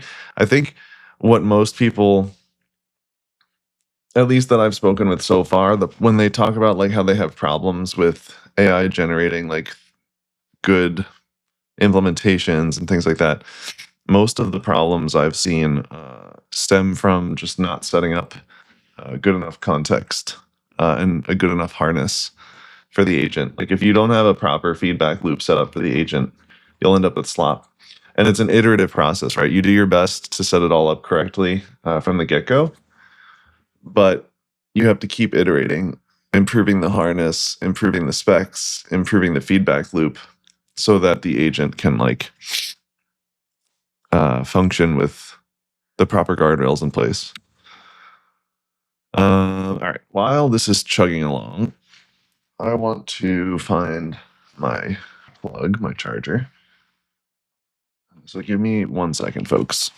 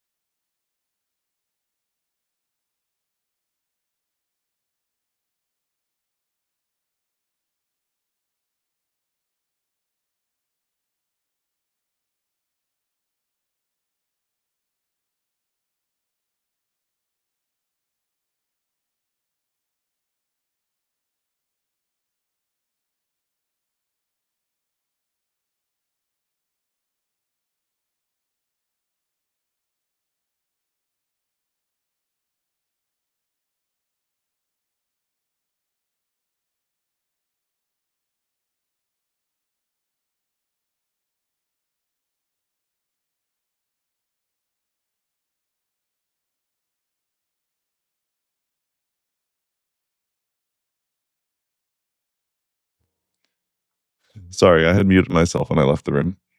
My bad. Anyway, I started the Ralph loop, and you'll see it takes a focus prompt, which you can use to control like the focus of the loop. For now, I just told it to do spec implementation, and you'll see it checks specs, found all 12 of our specs. It'll pick the highest priority spec. It always runs CI checks first to make sure that the project is in a good state before it starts working on things. So you'll see it recognizes there's CI errors. And so it spits out a prompt and does stuff. So let's see what it's doing.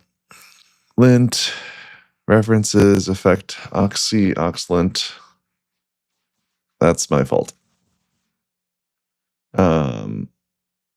So yeah, interrupting the loop is fine and normal. Packages. So we're literally going to tell Claude,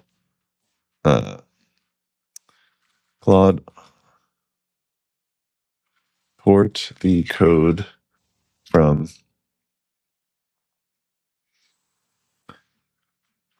repos, expect small packages,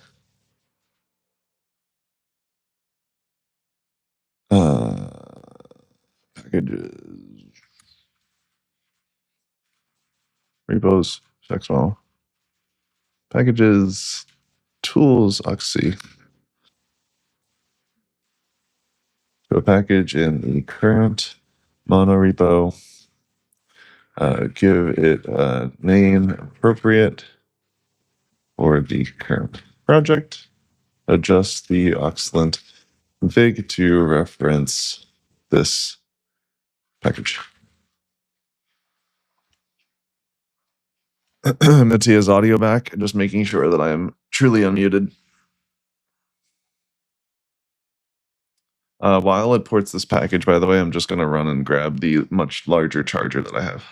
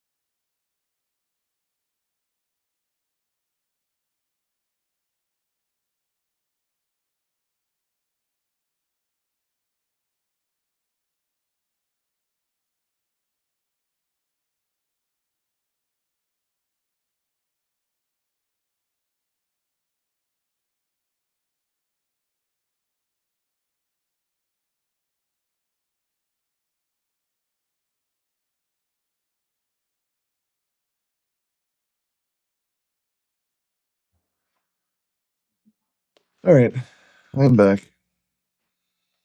I'm just setting up a charger for my phone.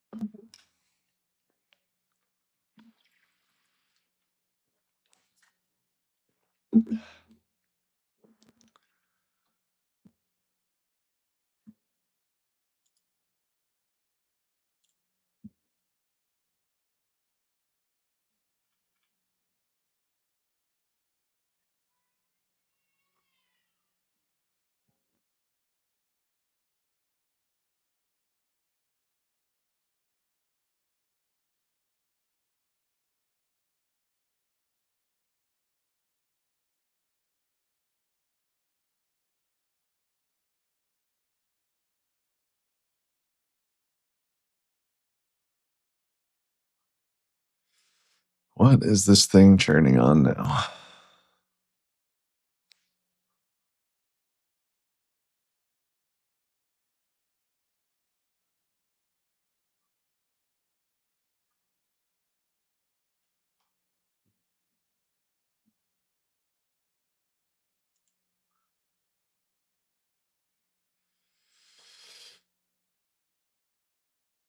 All right.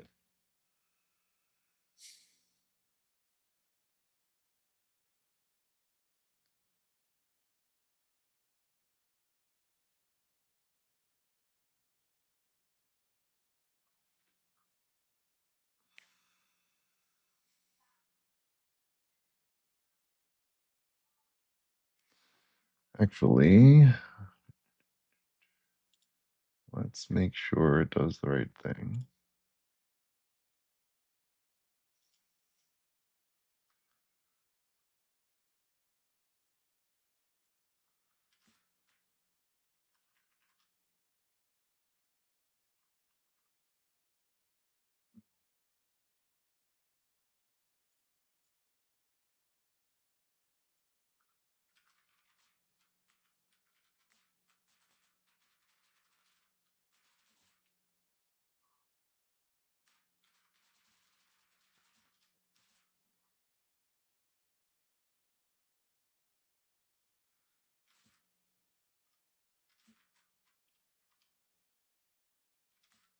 Okay.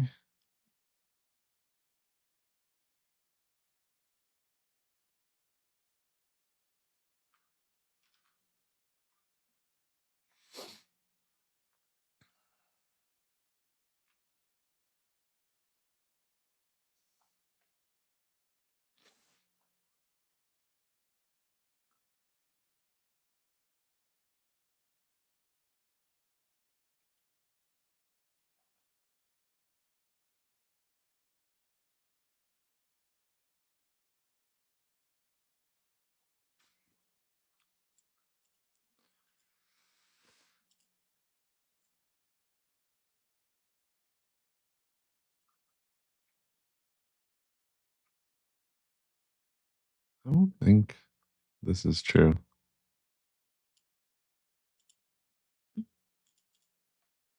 Maybe it is.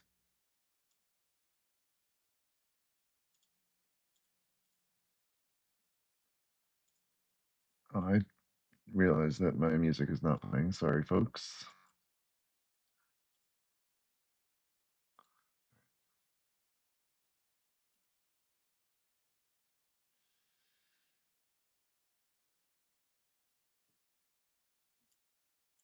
Okay. All right, Claude. Even Claude can't figure out package resolution.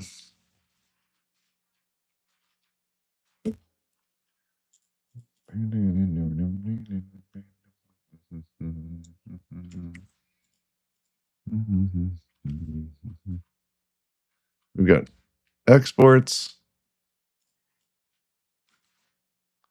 We've got our files. We've got our publish config.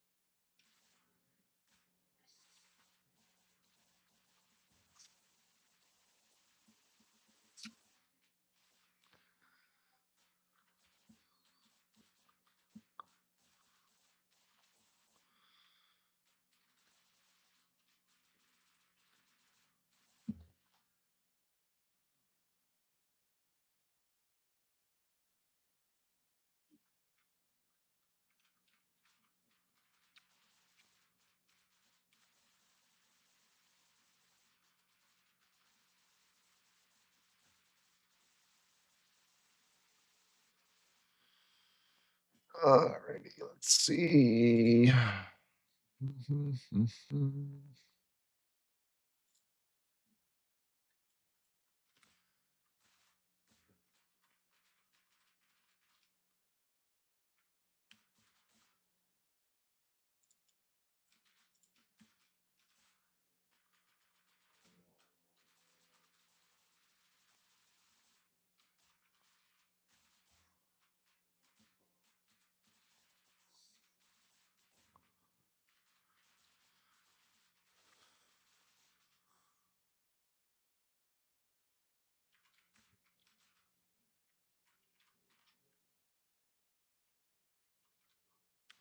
Did I forget to change it somewhere?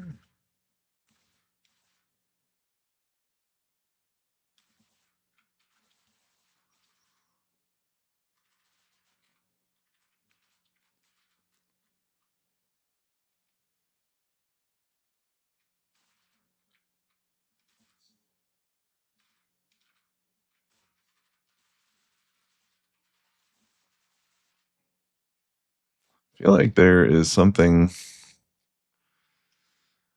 Can I like? Is there like a cache I can bust or something?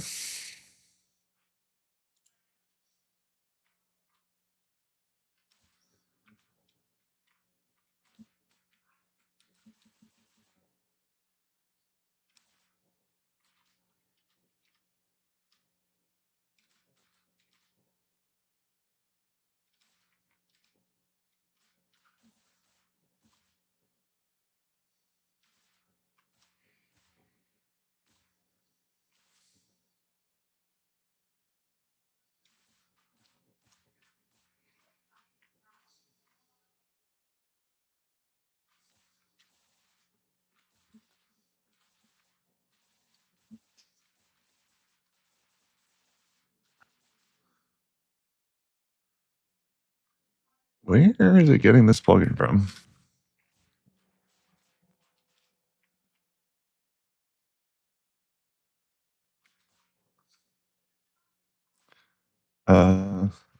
Upland cache.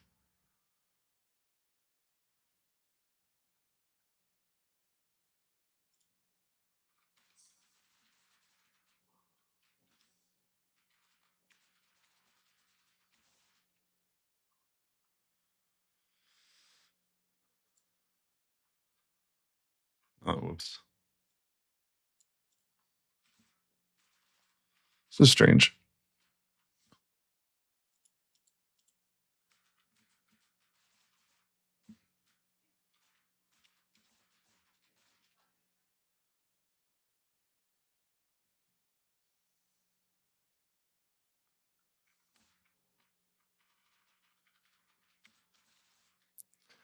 Failed to parse config. Packages, tools, excellent. Oh, well, yes, that would. Tools.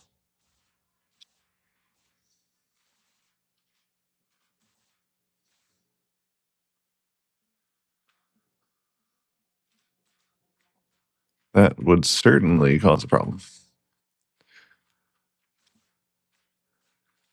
And let's fix this.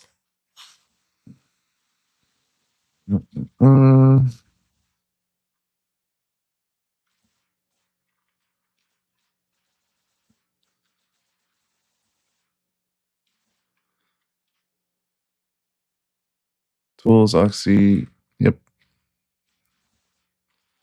And here. Packages, tools, oxy.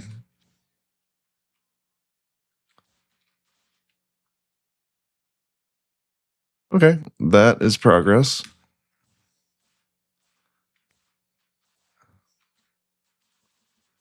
If I remove this and let it use the default, is that still going to work? Nope. I wonder if it's because of the config it's finding in the small repo.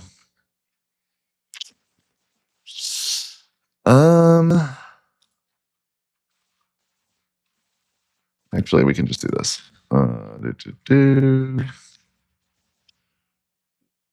Ignore patterns.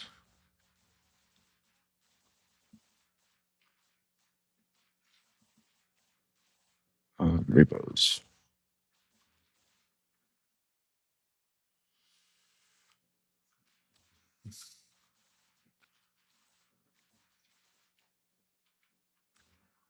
Okay.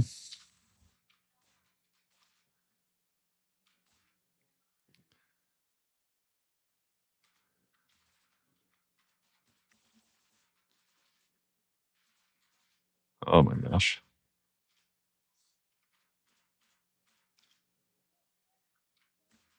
It's really weird. I feel like this has something to do with the fact that there's a nested config in there, but whatever. I don't really care if I have to specify the config in line here.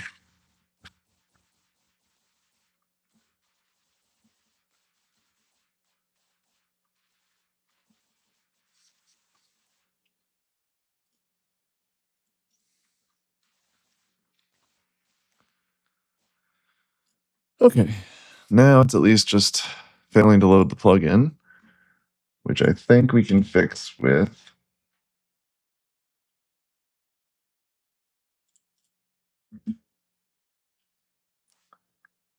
two things. One is this at Twitch integrations Oxy.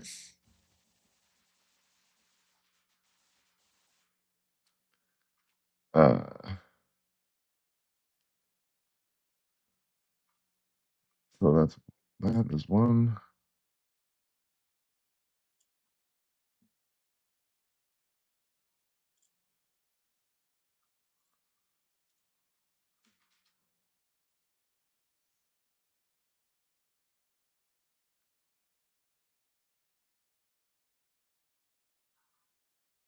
Oh, I need to do this, and I need to do this. PMP workspace tools.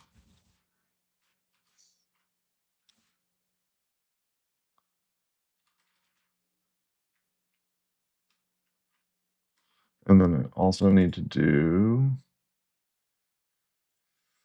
Oh man, so much stuff you got to do to get all this tooling to work right. I mean, once it works, it's nice, but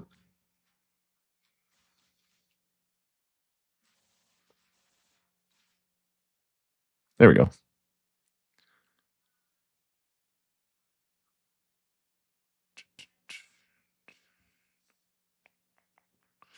Probably want to turn off no import from barrel.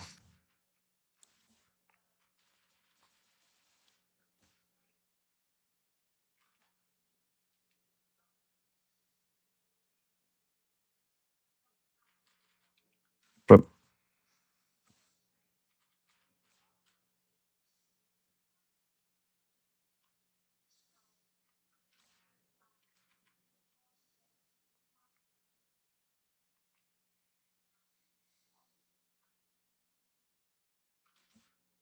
yeah, you know what?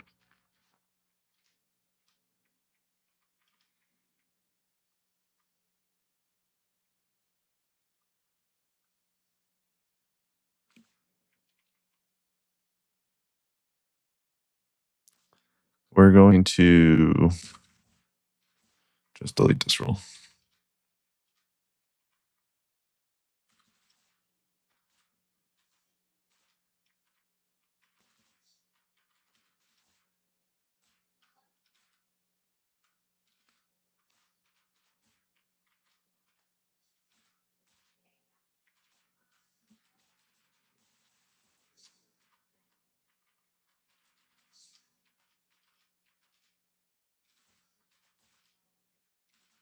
Okay.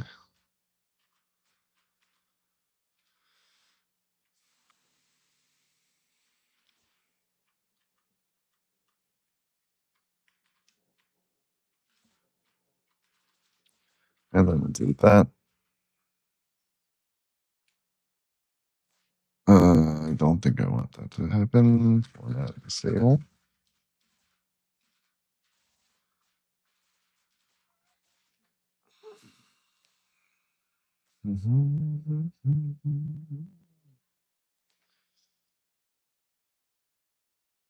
Is non-empty read-only array. Yeah, see, I want this to be ignored. I want repos to be ignored.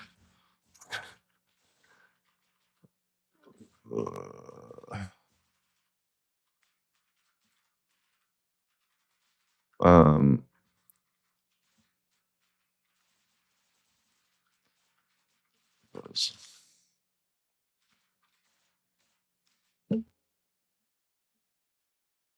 okay. I have one more test. Now that I've got that working, can I remove this?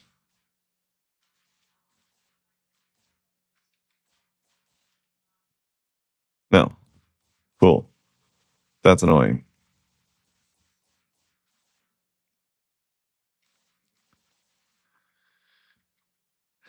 All right.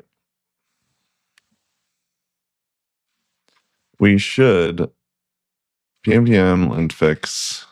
This passes now. We should be able to run this now. Why is type checking failed?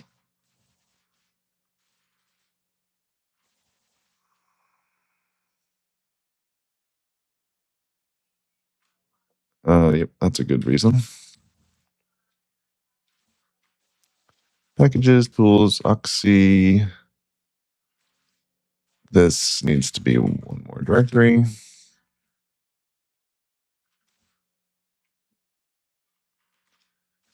Excellent. Test.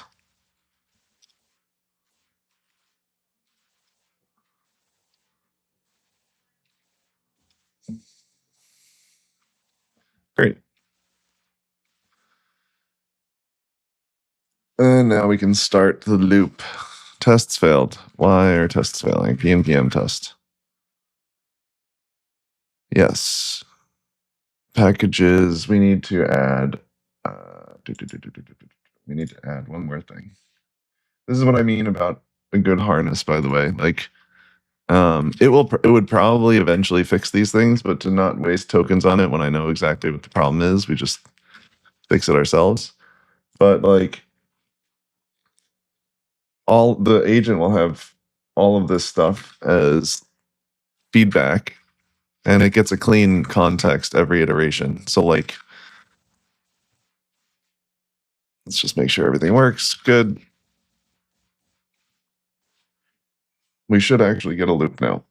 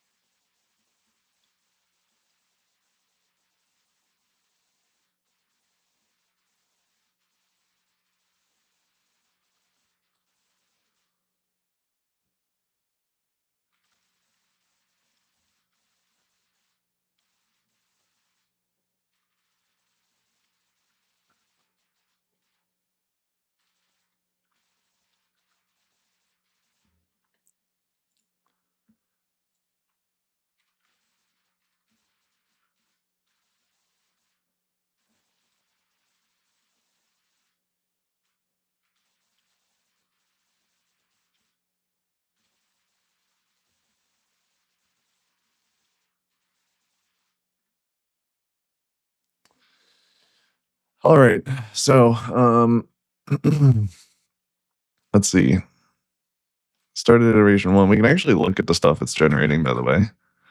So if we go into neovim and we look in Ralph Auto, we look at iteration 1 prompt. We can look at the prompt it generates. So this comes from the Ralph Auto prompt thing. It gives it the list of specifications that it has access to, and it tells it like all of the things that it wants to do. Excuse me. And it gets like everything that's in that Ralph Auto prompt file. So every iteration, it gets like this prompt with certain things injected. If you look at the Ralph Auto prompt and scripts, here, you'll see like specs list, focus, CI errors, progress, all of this stuff gets injected into the prompt, and then it gets access to that.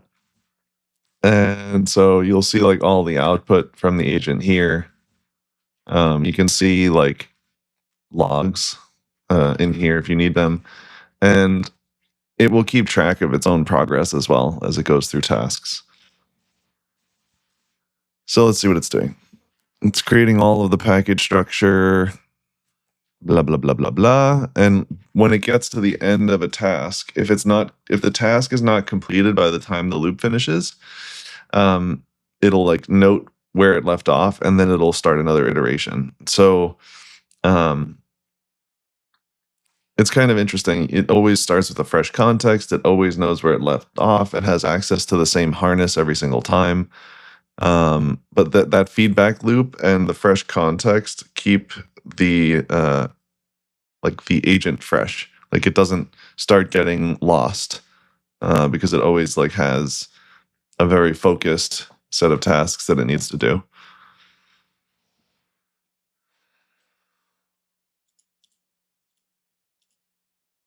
A lot of setup to get to this point, but hopefully it spits out something cool. We can start looking at what it's generating.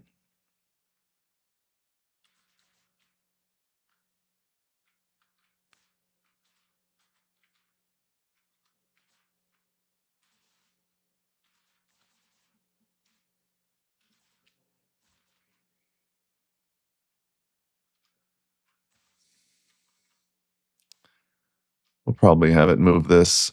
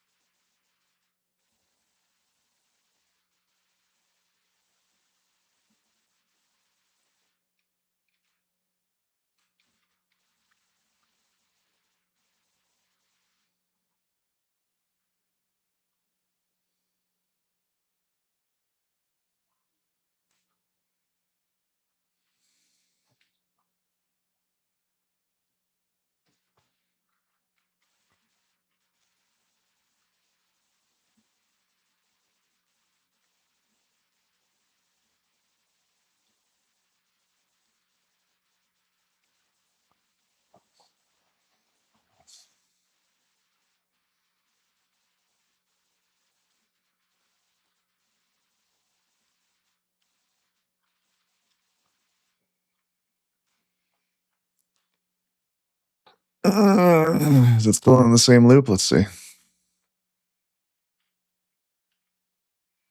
Still in the same iteration.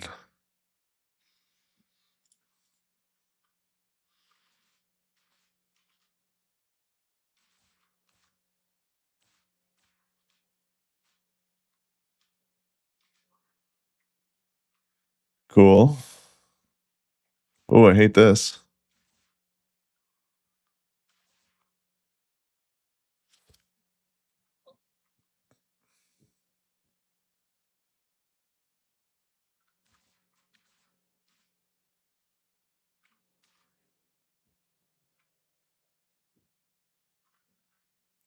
In theory, it'll pick up on this as as part of like the loop.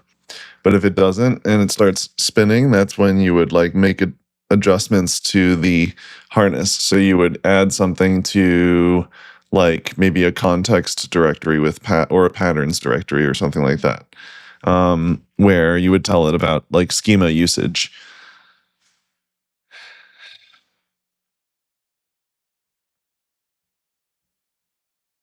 So it's running the CI checks. It should hit the errors now.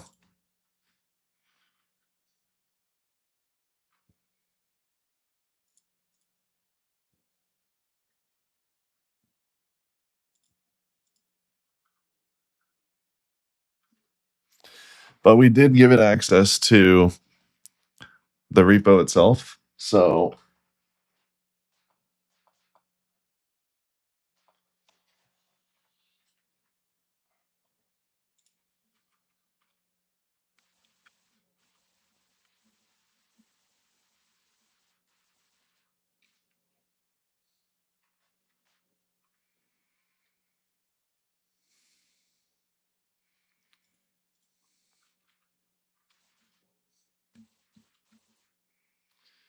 schema.record. I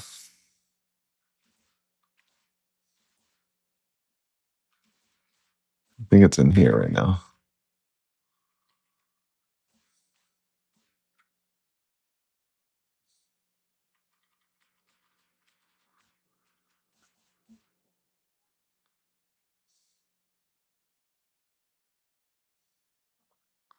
See, it figured out the branding issue. So let's see if it, yep. So because it has access to the type checker, it'll fix these issues itself. And theoretically, you'll end up with like a very tight feedback loop. However, because we see it's having trouble with effect v4 schema, one of the things we can do while this thing is looping,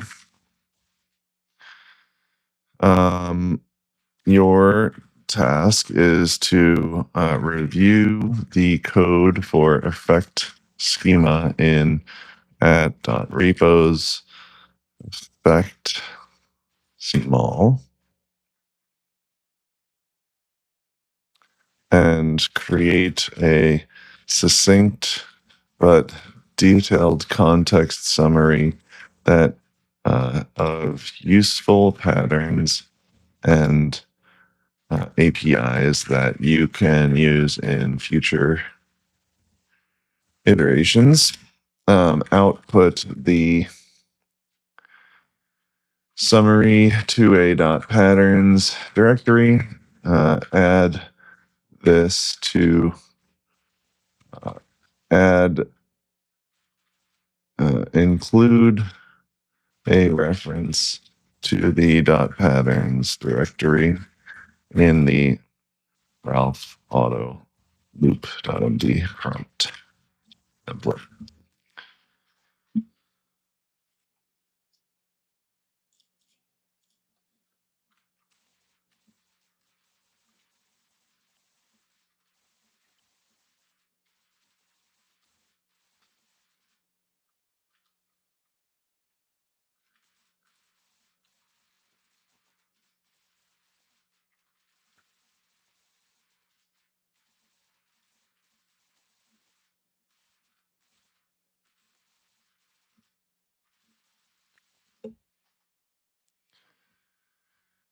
All right, give me 1 second, folks. I gotta do something real quick for Julio. All right.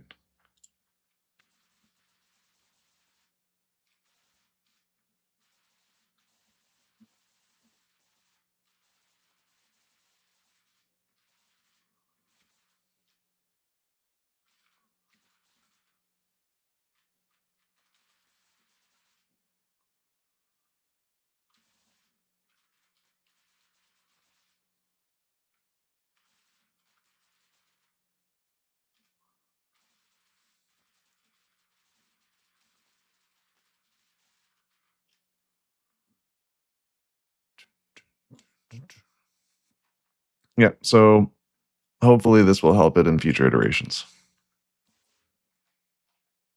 Basically, like when you notice the loop is having trouble with particular things, you just need to give it more context to like but you don't want to like overload the context window, so you kind of want to make sure that these context files that you're outputting are succinct.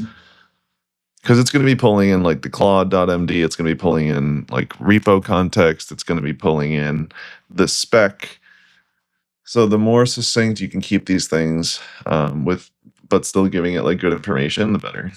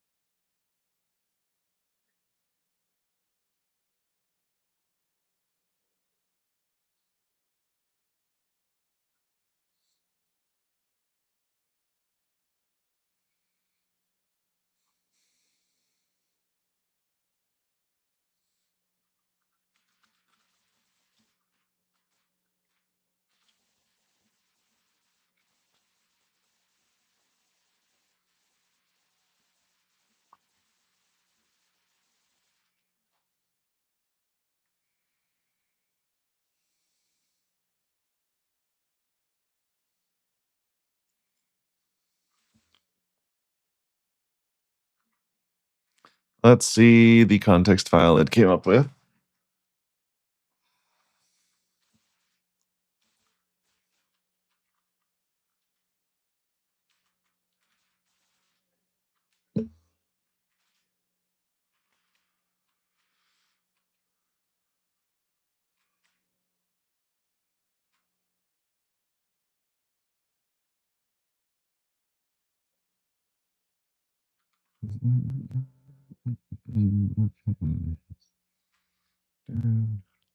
Yeah, see, this will be super useful. It'll basically know the entire API.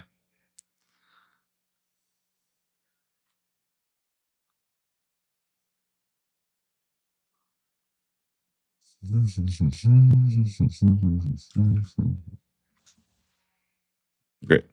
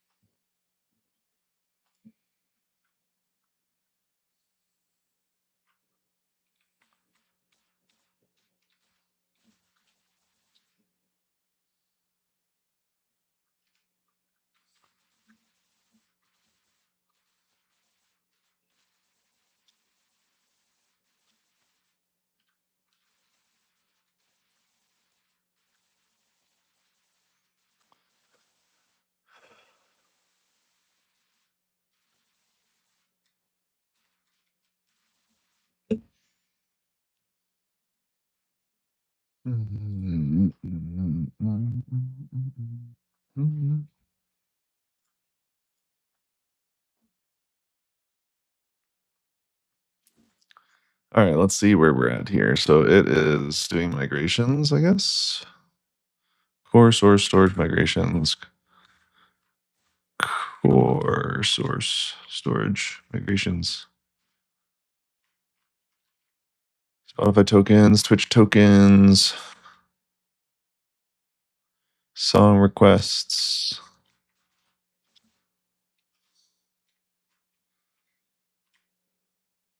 Okay. I don't know why it's creating both SQL and TS files, but I guess we'll find out.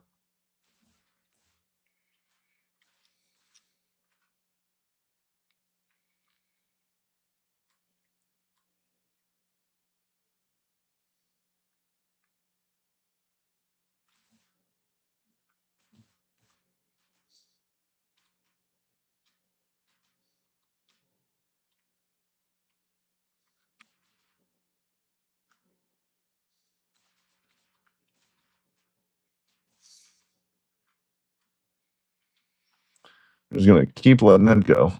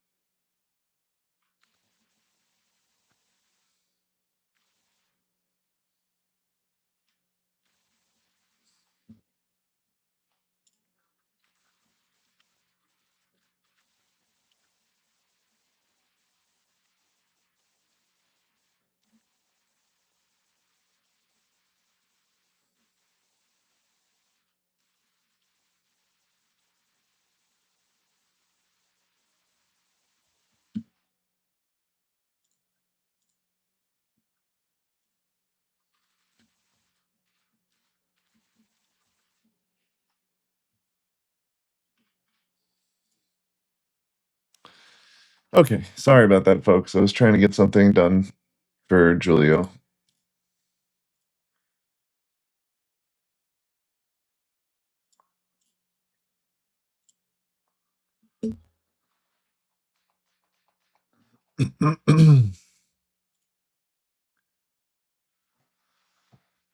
All right.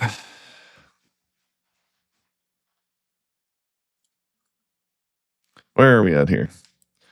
Now let me implement the song request repository. Song request, let's see.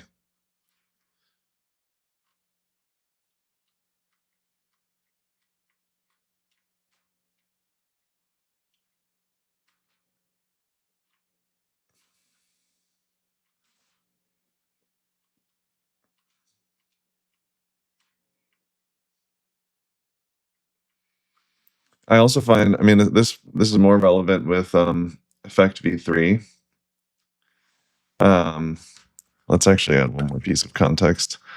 Add to the Ralph the claude.mz that effect.function with a span name should preferred over should be preferred over using over a function that returns on effect.gen where possible. Also include add that a span name should be used when the method should be visible in a trace.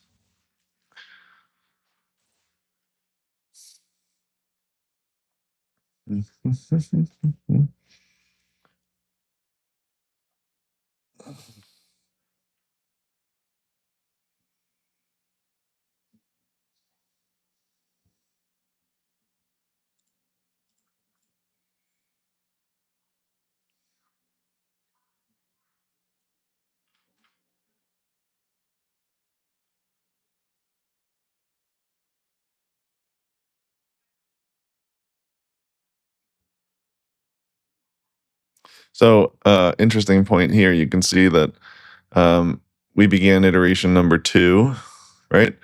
And Claude said, okay, I'm going to continue implementing the specs based on the progress log. Specs 1 and 2 are complete. Let me read the next one. So this is kind of the idea of the loop, is like you go through your specs, Claude or whatever agent you're using selects what the next most relevant task to do is, and it just keeps going.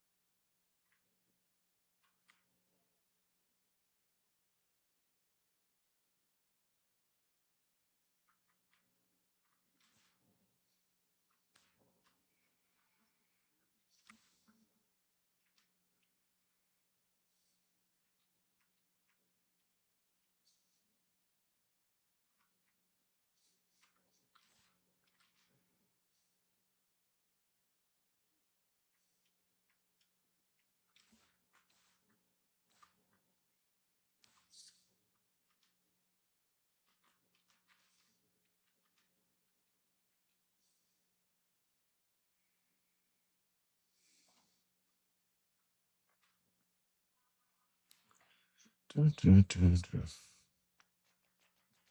Mattia, if you're still there, are you planning on like writing Go plugins for the TS Go thing?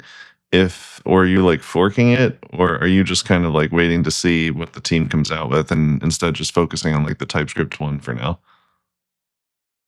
Just mostly just curious because I know between Effect V4 and the TS Go stuff, you probably have your hands full with like integrations.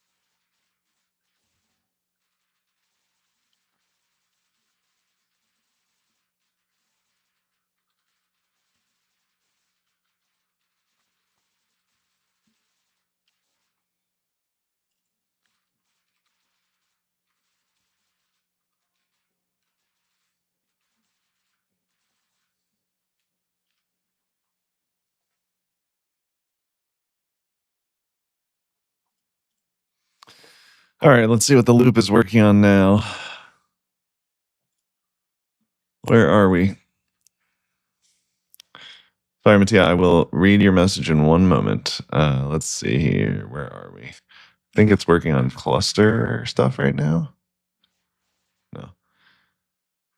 It's investigating. So right now it's going to be working on... So it's investigating. Okay. Right now, okay, from Mattia, right now, I think the plan is, number 1, finish some V3 polishing. Number 2, Ralph and manually review a TypeScript V4 port. Just changes to the existing one. I think that makes sense. Okay. Number 3, fork experimentation of TSGO went well, so I'm going to approach that. But long term, I expect TSGO to have some sort of pluggability, but they have no plan right now. Number 5, if TSGO has no pluggability but exposes an API, I'll build a middleware language service. I mean, like, there are so many APIs out there that depend on their plugin system.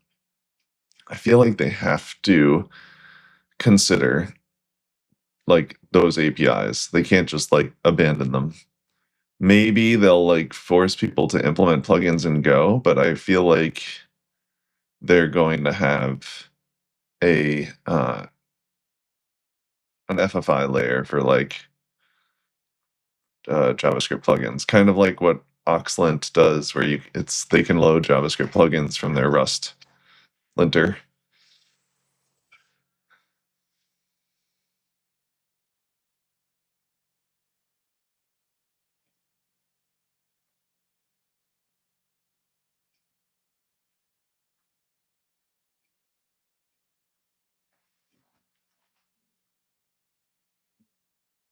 Let me rename the existing config.ts to database.ts and create a new sharding TS for sharding config.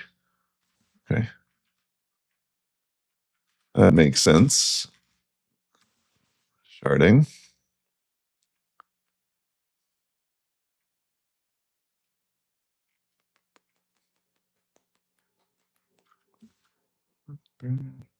Show things true.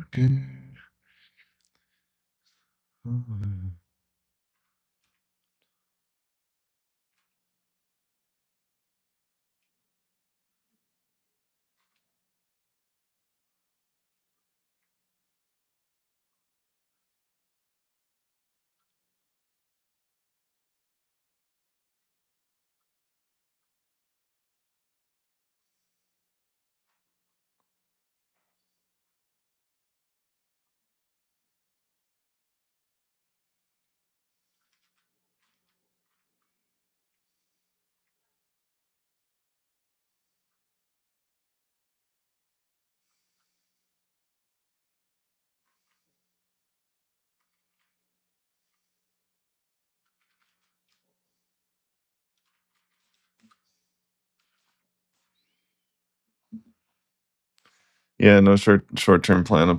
Yeah, it is really unfortunate because I'm assuming that API is like, I mean, I don't know for sure, but I'm assuming Volar takes advantage of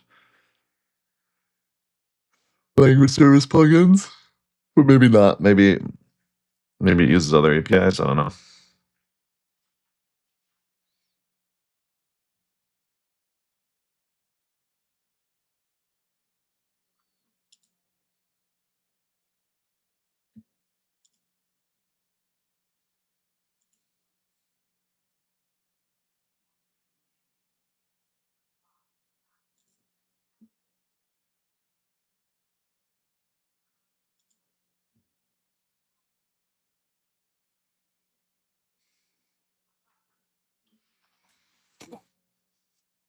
This thing is blowing through specs.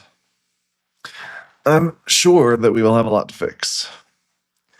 Volar completely patches the TypeScript sources. The same with TSGo would be impossible unless they fork or TSGo has pluggable virtual file systems. Interesting.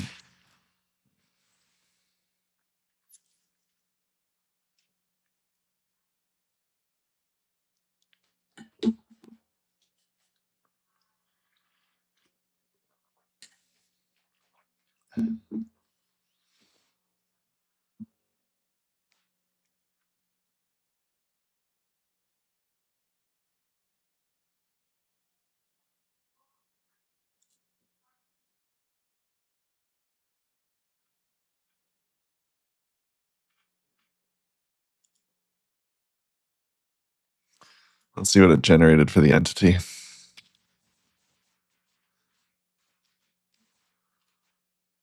Song queue entity.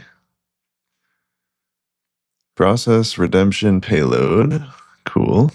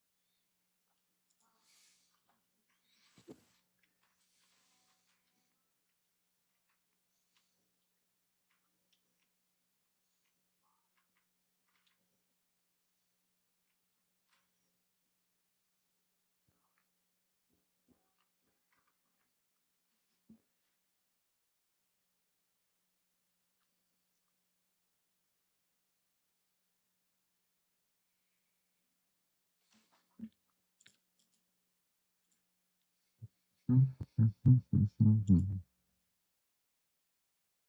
going to skip this one.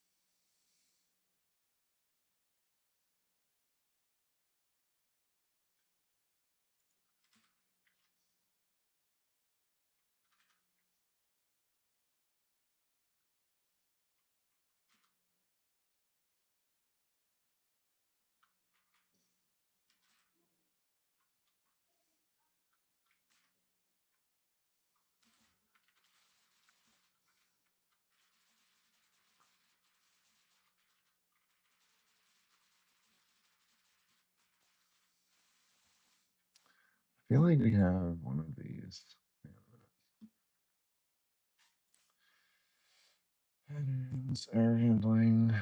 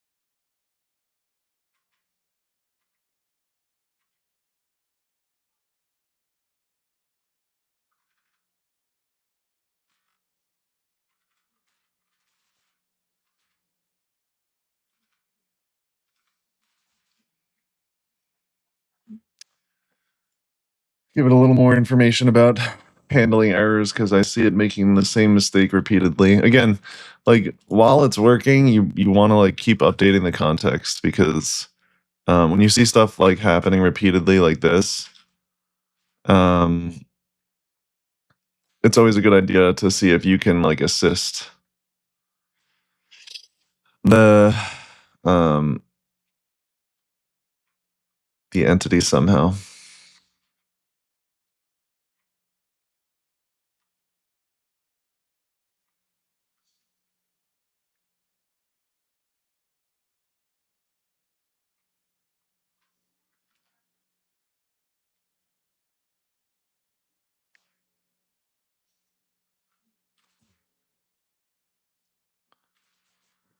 Oops.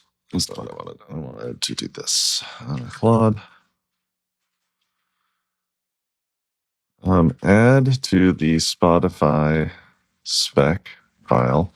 We should install and use the effect open API generator to generate the Spotify API client from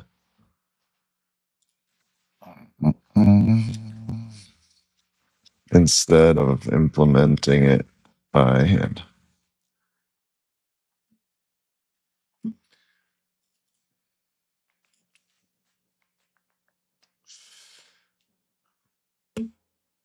So I'm just basically updating the Spotify spec to tell Ralph use our open API generator to generate the client.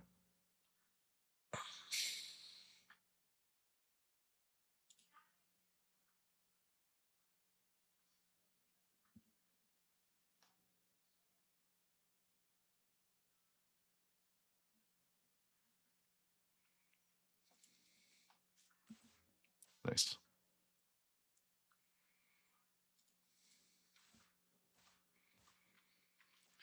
Singletons. Cool. So when a like task completes or when it finishes an iteration, you'll get a little summary. I'm not really sure that we need this sharding config thing because it just wraps the existing effect sharding config service, but we can again like refactor a lot of this later. I think I'm trying to let it go as far as it can before I stop it.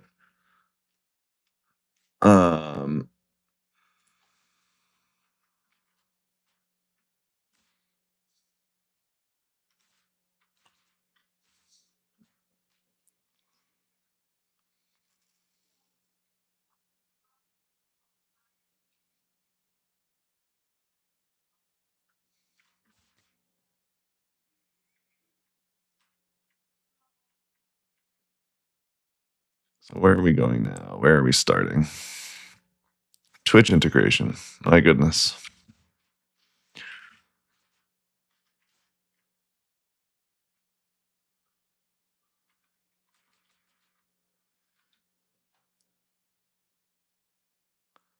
It'll be fun to get into this code at some point and like start fixing it up.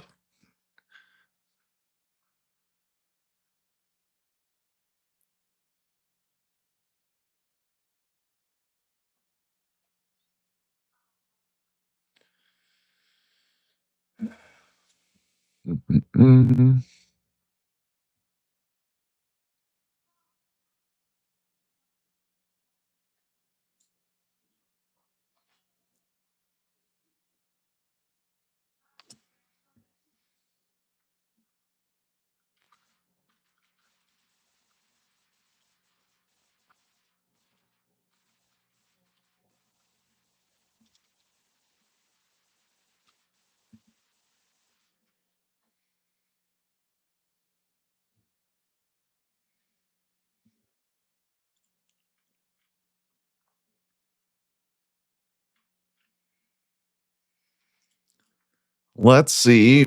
We've got services, Twitch, auth, request app token, refresh user token, get token. We don't have scheduled.jittered.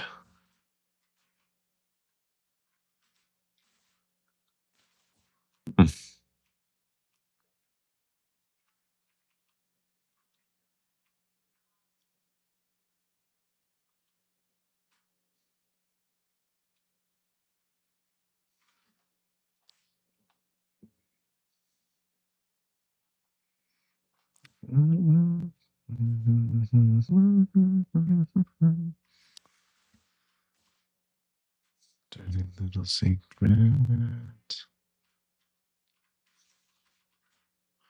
I kind of want to see if these Twitch API, open API spec.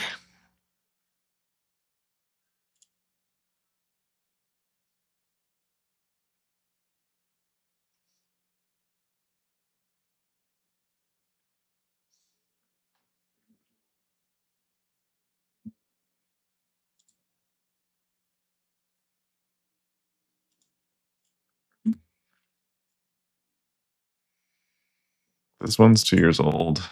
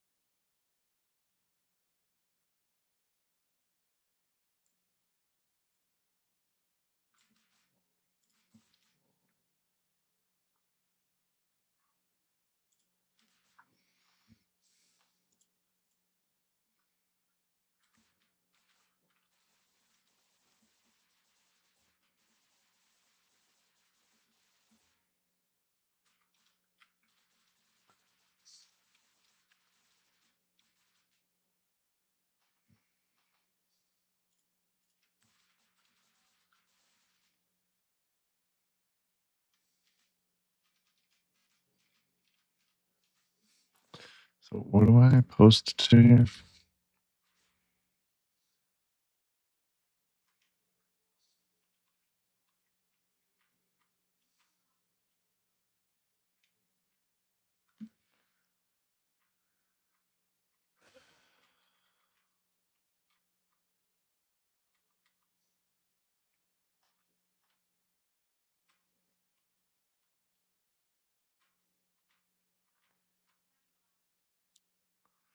Indicator request, update redemption status, fulfill redemption, blah, blah, blah, blah. Helix event subscriptions.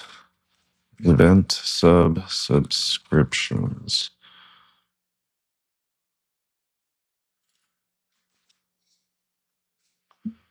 Okay.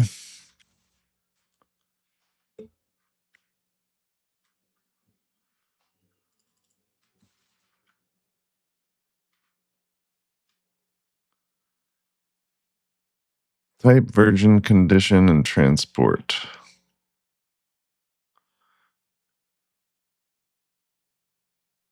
Type, version, condition. Yeah, I think we should try this.